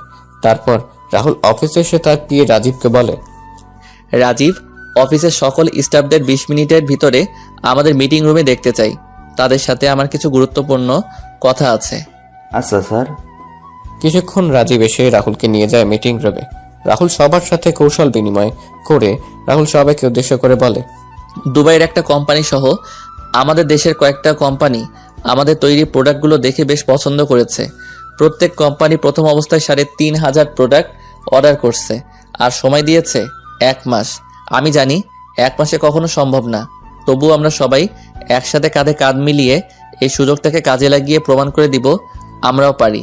সবার বেতন ডাবল করে দিব, আর যারা ওভারটাইম কাজ করবে তারাও ওভার কাজের জন্য বোনাস পাবেন। যে করে হোক আমাদের জয় গ্রুপ ও কোম্পানিকে পথে নিয়ে আসব। আমি অফিসে জয়েন করার পর আমার কষ্টের কথাগুলো আপনার সাথে শেয়ার করেছি, কারণ আপনারা সবাই হলেন আমার আরেকটা পরিবার। এখন আপনারা যদি আমায় সহযোগিতা করেন তাহলে ওই জয়কে ওর পাপের শাস্তি দিতে পারবো। এখন বাকিটুকু আপনাদের ইচ্ছা। তখন সবাই মিলে একসাথে বলে ওঠে, স্যার আমরা আমাদের নিজেদের সবটা দিয়ে কাজ করে যাব। স্যার আমরা আপনার সাথে আছি সব সময় এবং থাকবো। ধন্যবাদ আপনাদের, সত্যি আমি আপনাদের কাছে কৃতজ্ঞ। আপনারা তাহলে কাজ শুরু করে দিন। এদিকে জয় জানতে পারে তার সকল অর্ডার ক্যান্সেল হয়ে গেছে এবং অর্ডারগুলো আর চৌধুরী নামে একটা কোম্পানিকে দেওয়া হয়েছে। জয় সব শুনে চিৎকার করে বলে, না না, এটা হতে পারে না। আমি যদি অর্ডারগুলো না পাই তাহলে আমায় রাস্তায় নামতে হবে। ব্যাংক থেকে নেওয়ার ঋণ যদি পরিশোধ করতে না পারি তাহলে আমার সবকিছু শেষ হয়ে যাবে। জয় যখন অফিস থেকে বের হয়ে যাবে তখন তার কোম্পানির শ্রমিকরা এসে জয়কে বলে তাদের বেতন দেওয়ার জন্য। 3 মাসের দেওয়ার জন্য আর ফ্যাক্টরি কয়েকটা মেশিন নষ্ট হয়ে গেছে। কিসের বেতন? তোদের কোনো বেতন এখন দেওয়া যাবে না। চুপচাপ গিয়ে কাজ কর, নাহলে সব কটাকে বের করে দেব। মেশিনগুলো নিজেরা ঠিক কর গিয়ে। তখন শ্রমিকরা বলে যদি বেতন না দেওয়া হয় তাহলে তারা আর চৌধুরী কোম্পানি কাজ করবে। শ্রমিকদের কথা শুনে জয়ের লোকেরা রেগে গিয়ে লাঠি হাতে শ্রমিকদের উপর হামলা করে। এইদিকে রাহুল তার অফিস থেকে সবকিছু বসে দেখছে আর হাসছে। এভাবে কেটে যায় 2 মাস। রাহুল সকল কোম্পানির অর্ডারগুলো সঠিক সময়ে পূরণ করতে পেরেছে। রাহুল তার অর্জিত টাকা থেকে তার কোম্পানির স্টাফদের ডাবল বেতন সহ বোনাস প্রদান করে কোম্পানির সবাই অনেক খুশি আজকে। এদিকে ব্যাংক জয়ের সবকিছু বাজেয়াপ্ত করে নিলামে তুলে। জয় চুপচাপ বসে আছে এক কোণে। জয় অনেক চেষ্টা করেছিল আর চৌধুরীর সাথে দেখা করার জন্য, কিন্তু পারেনি, তাই জয় বসে আছে। নিলামে জয় সম্পত্তি অনেক বিজনেসম্যান কেনার জন্য বসে আছে। নিলাম শুরু হলে একজন করে তাদের বাজেট অনুযায়ী দাম বলছে। নিলামের শেষ পর্যায়ে এসে রাহুল বলে ওঠে, 80 কোটি টাকা। 80 কোটি টাকা শুনে সবাই পেছনে তাকিয়ে দেখতে পায় রাহুলকে। সবাই অবাক হয়ে তাকিয়ে আছে। তখন নিলাম কর্মী মাইকে ঘোষণা করে জয় সম্পত্তি 80 কোটি টাকায় বিক্রি করে দেন। রাহুল টাকা পরিশোধ করে কাগজ বুঝে নিয়ে যখন চলে যাবে তখন জয় রাহুলের সামনে এসে বলে, কে তুই? 40 কোটি টাকার সম্পত্তি তুই 80 কোটি টাকা দিয়ে কিনে নিলি? তখন রাজীব পাশ থেকে বলে ওঠে, উনি হচ্ছেন বাংলাদেশের টপ বিজনেসম্যান রাহুল চৌধুরী। কি? তার মানে তুই আমায় এভাবে রাস্তায় নামিয়ে নিয়ে এসেছিস? রাস্তার কুত্তাকে তো রাস্তাতেই সুন্দর বানায়। তুই কি বললি? তুই যেভাবে আমার ছোট আব্বুর কাছ থেকে ওনার সম্পত্তি হাতিয়ে নিয়েছিলি ঠিক তেমনি আমি সেই সম্পত্তিগুলো তোর কাছ থেকে নিয়ে নিলাম। আমি অবশ্য তোর মতো বেইমানি করে নেইনি, আমি লিগ্যালি নিয়েছি সব। ছোট আব্বু মানে? আর কে তুই? তোকে তো চেনা চেনা মনে হচ্ছে। মনে আছে এই বাড়িতে এই জায়গায় দাঁড়িয়ে তোকে আমি কি বলেছিলাম? কি বলেছিলি? জায়গা এটা থাকবে, বাড়িও এটা থাকবে, তফাৎ শুধু হবে আমি বাড়ির মালিক আর আপনি রাস্তার কুত্তা হবেন। রাহুল তুই? যাক, চিনতে পেরেছেন তাহলে। কিন্তু কি করে তুই? চৌধুরী বাড়ির চাকর যখন টপ বিজনেসম্যান, এটা বিশ্বাস হচ্ছে না জানেন তো। ইচ্ছেটা যদি পবিত্র হয় তাহলে সৃষ্টিকর্তা কাউকে কখনো নিরাশ করেন না। আমার ইচ্ছেটা ছিল পবিত্র, তাই তো আমি বাংলাদেশের টপ বিজনেসম্যান। আপনাকে আপনার শ্বশুর বাড়ি নিয়ে যাওয়ার জন্য বাইরে আপনার শালা আর সম্বন্ধীরা অপেক্ষা করছে। আজকে আসি তাহলে। এদিকে সবাই নিউজে দেখছে কোন এক আর চৌধুরী 80 কোটি টাকা দিয়ে দেউলিয়া জয়ের সমস্ত সম্পত্তি কিনে নিয়েছে। এই নিউজ দেখে সবার মনে হাসি ফুটে ওঠে। তখন দাদিমা বলেন, দেখেছো তোমরা সৃষ্টিকর্তা কিভাবে শয়তানকে শাস্তি দিয়েছে? আমি বলেছিলাম না, জয় তার পাপের শাস্তি একদিন ঠিকই পাবে। হ্যাঁ মা, সৃষ্টিকর্তা আপনার কথা শুনেছেন। এখন শুধু আমার ছেলেটাকে আমার কাছে যেন ফিরিয়ে দেন, সেটাই সৃষ্টিকর্তার কাছে চাই। এদিকে রাহুল গাড়িতে এসে রাজীব আর ড্রাইভারকে বিদায় দিয়ে রাহুল নিজে গাড়ি ড্রাইভ করা শুরু করে। রাহুল চিন্তা করছে ওই বাড়ির সবাই যখন জানতে পারবে তারা তাদের হারানো সবকিছু ফিরে পেয়েছে তখন তারা কতটা খুশি হবে। রাহুল কোর্টে এসে ডিভোর্সের কাগজটা নিয়ে ফুফুদের বাসার উদ্দেশ্যে রওনা দিল। হঠাৎ করে রাহুলের পেটের ডান পাশে ব্যথা শুরু হয়, সাথে রাহুলের মুখ দিয়ে রক্ত পড়া শুরু হয়। রাহুল গাড়ি থামিয়ে গাড়ি থেকে নেমে জল দিয়ে মুখ ধুয়ে একটা পেইন কিলার খেয়ে নেয়।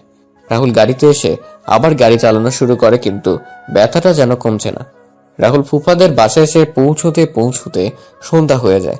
রাহুল বাসার কাছে এসে বেল বাজায়। কিছুক্ষণ পর রাহুলের ফুফু এসে দরজা খুলে দিলেন। রাহুলকে দেখে তো ফুফু অবাক হয়ে যান।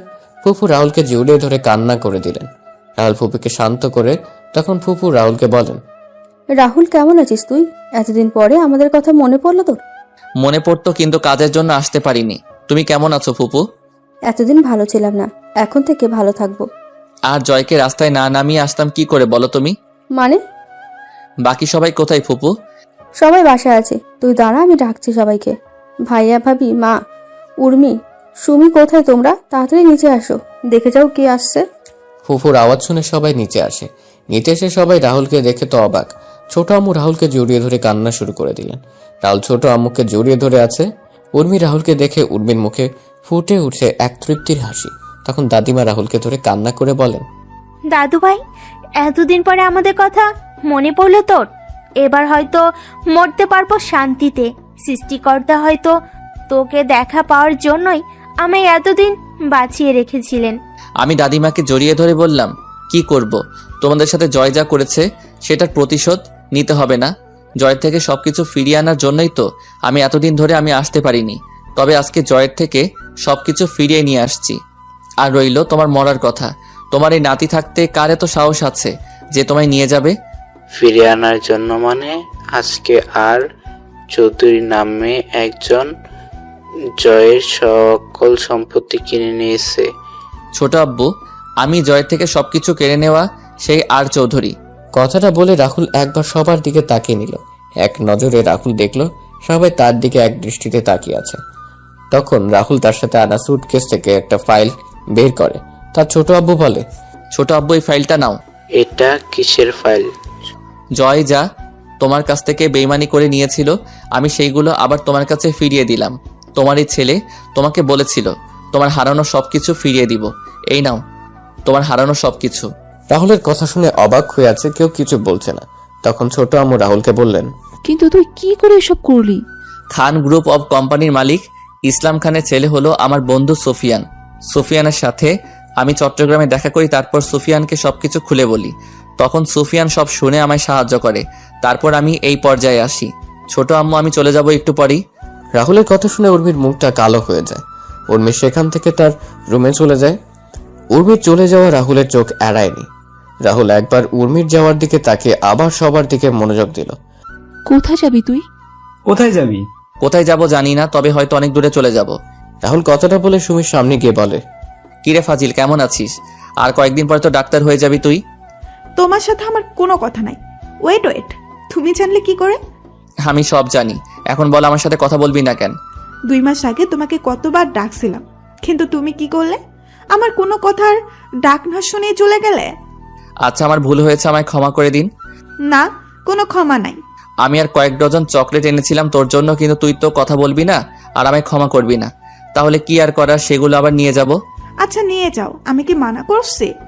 আচ্ছা। রাহুল সুটকেসটা নিয়ে সিঁড়ি বেয়ে উপরে উঠছিল। তখন সুমি বলে, দাঁড়াও। কেন? আমার চকলেটগুলো দিয়ে তারপর তোমার বইয়ের কাছে যাও। বউ মানে? দাদু ভাই, আমরা তোর আর উর্মির বিয়ের ব্যাপারে জেনে গেছি। হো, ভালো। কি হলো? চকলেট কই? এই নে চাবি, গাড়িতে গিয়ে দেখ, রাখা আছে। এবার তোমার সাথে গিয়ে করতে পারো। কি করবো রে ফাজিল? দেখা। আর চকলেট আনার জন্য ধন্যবাদ বলেই চাবিটা নিয়ে আমি চকলেট আনতে চলে গেলাম। রাহুল সিঁড়ি বেয়ে উপরে যাচ্ছে আর বাকি সবাই হাসছে। রাহুল একবার সবার দিকে তাকিয়ে উপরে চলে যায়। রাহুল উর্মির দরজার সামনে গিয়ে কড়া নাড়ে। তখন উর্মি বলে, কে? ম্যাডাম, আমি রাহুল। কি চাই? আমার কিছু চাই না ম্যাডাম, অনেক কিছু পেয়েছি আপনার আর এই পরিবার থেকে। আপনাকে কিছু দিতে চাই ম্যাডাম। আয়, ভেতরে আয়। ম্যাডামের কণ্ঠ শুনে বুঝতে পারলাম ম্যাডাম কান্না করছিল। আমি রুমে ঢুকে ম্যাডামের দিকে তাকালাম, দেখলাম ম্যাডামের চোখ লাল হয়ে আছে আর চোখগুলো ফুলে আছে। ম্যাডামকে বললাম, ম্যাডাম কি হয়েছে? কই, কিছু হয়নি তো। উর্মি রাহুলের দিকে একবার তাকিয়ে অন্যদিকে মুখ ফিরিয়ে কথাটা বলল, তাহলে আপনি কান্না করছিলেন কেন? আমি কোথায় কান্না করছিলাম? আপনার চোখ মুখ দেখে বোঝা যাচ্ছে। আর বিশ্বাস না হলে পাঠক আর পাঠিকাদের জিজ্ঞেস করেন। কি জন্য আসছিস বল? তুই না বললি চলে যাবি? আপনার শেষ ইচ্ছেটা পূরণ করতে এলাম। কি? রাহুল হঠাৎ করে পেটে ধরে বসে পড়ে। রাহুলের হাত থেকে সুটকেসটা পড়ে যায়। সুটকেস পড়ার শব্দে উর্মি ঘুরে তাকায়। আমি তাকিয়ে দেখলাম রাহুল মেঝেতে পেটে হাত দিয়ে বসে আছে। আমি রাহুলের কাছে গিয়ে বললাম, রাহুল কি হয়েছে? আমি ঠিক আছি, আমায় একটু সুটকেসটা এগিয়ে দিবেন? তুই আগে বিছানায় বসে একটু রেস্ট নে, তারপর কথা বলা যাবে। না ম্যাডাম, আমার হাতে সময় নেই, আপনি সুটকেসটা দেন। সুটকেস মেঝেতে থেকে তুলে এনে রাহুলের হাতে দিলাম।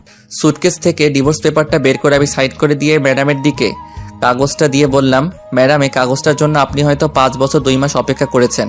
এত বছর অপেক্ষা করানোর জন্য আমি সত্যি দুঃখিত ম্যাডাম। ডিভোর্স পেপারে রাহুল সাইন করছে দেখে উর্মির চোখের কোণে জল চিকচিক করছে। যে কোনো সময় হয়তো জল গড়িয়ে পড়বে। উর্মি রাহুলের দিকে অশ্রুসিক্ত চোখে তাকিয়ে কান্না করে বলে, রাহুল, আমায় ক্ষমা করা কি যায় না? কি জন্য ক্ষমা করব? তাহলে আমায় ডিভোর্স দিচ্ছ কেন? আপনি এই একটা জিনিসই তো আমার কাছে চেয়েছেন। আমি আপনাকে না করি কিভাবে? সবসময় তো আমায় বাদ দিন ওইসব কথা। রাহুল, আমায় আপন করে নেওয়া যায় না? আগে সবকিছু কি ভোলা যায় না? ম্যাডাম আসি আমি। আমাদের ডিভোর্স হয়ে গেছে ম্যাডাম, আর এখন তো সব শেষ হয়ে গেছে। রাহুল প্লিজ আমায় মাফ করে দাও। আমি জানি আমি তোমার সাথে যা করেছি সেটা ক্ষমার অযোগ্য। আমি সেদিন সত্যিটা জানতে পেরেছি। সেদিন নিজের করা কাজের জন্য আর নিজের উপর ঘৃণা হয় আমার ডিভোর্স লাগবে না রাহুল। আমার শুধু তোমাকে প্রয়োজন, আর কখনো আমি তোমাকে অবহেলা করব না। আমায় একটা সুযোগ দাও তুমি। ম্যাডাম সেটা আর সম্ভব না। আর ভালো থাকবেন, ভালো কাউকে দেখে বিয়ে করে নেবেন। পারলে এই চাকরটাকে মাফ করে দিয়েন। রাহুল, রাহুল আমার কথাটা। রাহুল যখন উর্মির ঘর থেকে বের হতে যাবে তখনই উর্মি রাহুলকে পেছন থেকে জড়িয়ে ধরে। উর্মি রাহুলকে ঘুরিয়ে শক্ত করে জড়িয়ে ধরে বলে, তোমায় কোথাও যেতে দেব না, এভাবে জড়িয়ে ধরে রাখবো আমি। রাহুল, আমি তোমাকে ভালোবাসি, প্লিজ আমায় আর শাস্তি দিও না। এই কয়েক বছর আমি নিজের কাজের জন্য নিজেই অনুশোচনায় ভুগেছি। শেষবারের মতো আমায় একটি বার আপন করে নাও। আমি আর কখনো তোমায় কষ্ট দিব না। কি হলো, কথা বলছো না কেন রাহুল? আমি জানি আমি অনেক খারাপ কাজ করেছি ছোটবেলা থেকে, কিন্তু সবকিছুর জন্য আমি ক্ষমা চাইছি রাহুল। রাহুল, আমি আমার ভালোবাসা দিয়ে আগের সব স্মৃতিগুলো মুছে দিব। তুমি যেমনটা চাইবে আমি তেমন করে চলবো। তবু তুমি আমায় আর ছেড়ে যেও না। তুমি যদি এবার আমায় ছেড়ে যাও তাহলে আমি সত্যি সত্যি মারা যাব। রাহুল, আমায় ক্ষমা করে একটি বার আপন করে নাও, প্লিজ প্লিজ। কি হলো, কথা বলছো না কেন তুমি? উর্মি হঠাৎ তার পিঠে অনুভব করে পানি জাতীয় তরল কিছু পড়ছে। উর্মি রাহুলকে ছেড়ে দিতেই রাহুল মাটিতে পড়ে যায়। উর্মি দেখতে পায় রাহুল মুখ থেকে রক্ত পড়ছে। উর্মি চিৎকার করে রাহুলকে জড়িয়ে ধরে। উর্মি তাড়াতাড়ি করে জল নিয়ে এসে রাহুলের চোখে মুখে দিতে থাকে। উর্মি কান্না করছে আর বলছে, এই রাহুল, একটিবার চোখ খোলো না। তোমার কিছু হতে পারে না। এই রাহুল, একটিবার চোখ খুলো না, প্লিজ চোখটা খুলো রাহুল। তুমি আমার সাথে এমনটা করতে পারো না রাহুল। এই রাহুল। উর্মি রাহুলের চোখে মুখে জল ছিটিয়ে দিচ্ছে আর রাহুলকে ডাকছে। হঠাৎ করে রাহুল চোখে খুলে তাকায়। রাহুলকে চোখ খুলতে দেখে উর্মি রাহুলকে জড়িয়ে ধরে রাহুলের সমস্ত মুখে কিস করতে থাকে। তখন রাতুল কাঁপা কাঁপা কণ্ঠে বলে, ম্যাডাম আপনাকে ছোট থেকে একটা কথা বলবো বলে বলা হয়ে ওঠেনি, কিন্তু এখন না বলতে পারলে হয়তো আর বলা হয়ে উঠবে না। রাহুল, তোমার কিচ্ছু হবে না। তুমি ঠিক হয়ে যাবে খুব তাড়াতাড়ি। তুমি সুস্থ হয়ে গেলে আমি সব কথা শুনবো তোমায় একটা হসপিটালে নিয়ে যেতে হবে। দাঁড়াও, মা, বাবা, চাচ্চু, সুমি। সুমি সবেমাত্র চকলেট নিয়ে তার রুমে আসছে। তখন উর্মির চিৎকার শুনতে পায়। তাড়াতাড়ি করে উর্মির রুমের দিকে পা বাড়ায়। এদিকে রাহুল উর্মিকে বলছে, ম্যাডাম আমার হাতে হয়তো আর বেশি সময় নেই। আমি না আপনাকে সেই ছোট থেকে পছন্দ করতাম, আর কবে আপনাকে ভালোবেসে ফেলেছি সেটা নিজেই বুঝতে পারিনি। আপনার সাথে যখন কথা বলতে চেতাম তখন আপনি আমার সাথে অনেক রেগে কথা বলতেন, দুর্ব্যবহার করতেন। আচ্ছা, আপনি কি একবারও বুঝতে পারেননি আপনার শত অপমান আঘাত করার পর আমি কেন আপনার সামনে যেতাম? আপনি যখন আমায় অপমান করতেন, আঘাত করতেন, তখন আমি কিছু বলতাম না, কারণ আমি আপনাকে ভালোবাসি। আপনার এমন আচরণে আমি অনেক কষ্ট পেতাম, কিন্তু সেগুলো প্রকাশ করতাম না। আচ্ছা ম্যাডাম, আমি চাকর বলি কি আপনার ভালোবাসা পাওয়ার অযোগ্য? সত্যি কি আপনি বুঝতে পারেননি আমার ভালোবাসা? রাহুল কথাগুলো বলছিল আর চোখ দিয়ে জল পড়ছিল। রাহুলের চোখগুলো ঝাপসা হয়ে আসছে। উর্মি রাহুলকে জড়িয়ে ধরে কান্না করে বলে, ভালোবাসি তো আমি তোমায়, অনেক ভালোবাসি Rahul. I love you Rahul, love you very much. চোখগুলো বন্ধ হয়ে আসছে। আমি ম্যাডামের দিকে তাকিয়ে আছি, তখন ম্যাডাম আবার বলেন, এই রাহুল, কথা বলো না। ভালোবাসি তো আমি তোকে, তুই শুনতে পারছিস না? আমায় ক্ষমা করে দিয়ে আপন করে নিবি না, বল? আরে ম্যাডাম আপনি কি করছেন? আমার জন্য আপনাকে কান্না করার শোভা পায় না। দেখুন না ম্যাডাম, এই পৃথিবীতে এসেছিলাম অনাথ হয়ে, এখন যাচ্ছি অনাথ হয়ে, আর ক্ষমা তো আপনার কাছে চাওয়া উচিত আমার। আচ্ছা আমি আসি এবার ম্যাডাম। তখন সুমি রুমে এসে দেখতে পায় উর্মি মাটিতে বসে রাহুলকে জড়িয়ে ধরে কান্না করছে। তখন সুমি বলে, আপু, রাহুলের কি হয়েছে? এই অবস্থা কেন? জানি না, হঠাৎ করে পেটে হাত দিয়ে বসে পড়ে আর মুখ দিয়ে রক্ত বের হচ্ছে। তুই তো ডাক্তার, একটু দেখ না বোন। আপু, রাহুলকে তাড়াতাড়ি করে হাসপাতালে নিয়ে যেতে হবে। আমার কিছু হয়নি, আমি ঠিক আছি। আমায় নিয়ে শুধু শুধু টেনশন করো না, আমায় একটু সাহায্য করো যাতে আমি দাঁড়াতে পারি। এই বলে রাহুল অনেক কষ্টে উঠে দাঁড়ায়। রাহুল যখন উর্মির রুম থেকে বের হতে যাবে তখন রাহুল আবার পেটে হাত দিয়ে বসে পড়ে। উর্মি দেখতে পেল রাহুল আবার বসে পড়ে আর রাহুলের মুখ দিয়ে রক্ত পড়ছে। এবার উর্মি আর সুমি চিৎকার করে বলে, ও মা, রাহুল! রাহুলকে জড়িয়ে ধরলাম। রাহুল, কি হয়েছে তোমার? খুব কষ্ট হচ্ছে কি তোমার? কথা বলো না রাহুল। না বাবা, মামা মামি তাড়াতাড়ি উপরে আসো। উর্মি আর নিজেকে সামলাতে পারল না। উর্মি এবার জোরে তার বাবা মাকে ডাকতে লাগলো, মা, বাবা, মা, বাবা। উর্মি আর সুমির চিৎকার শুনে নিচে থেকে সবাই উর্মির রুমে চলে আসে।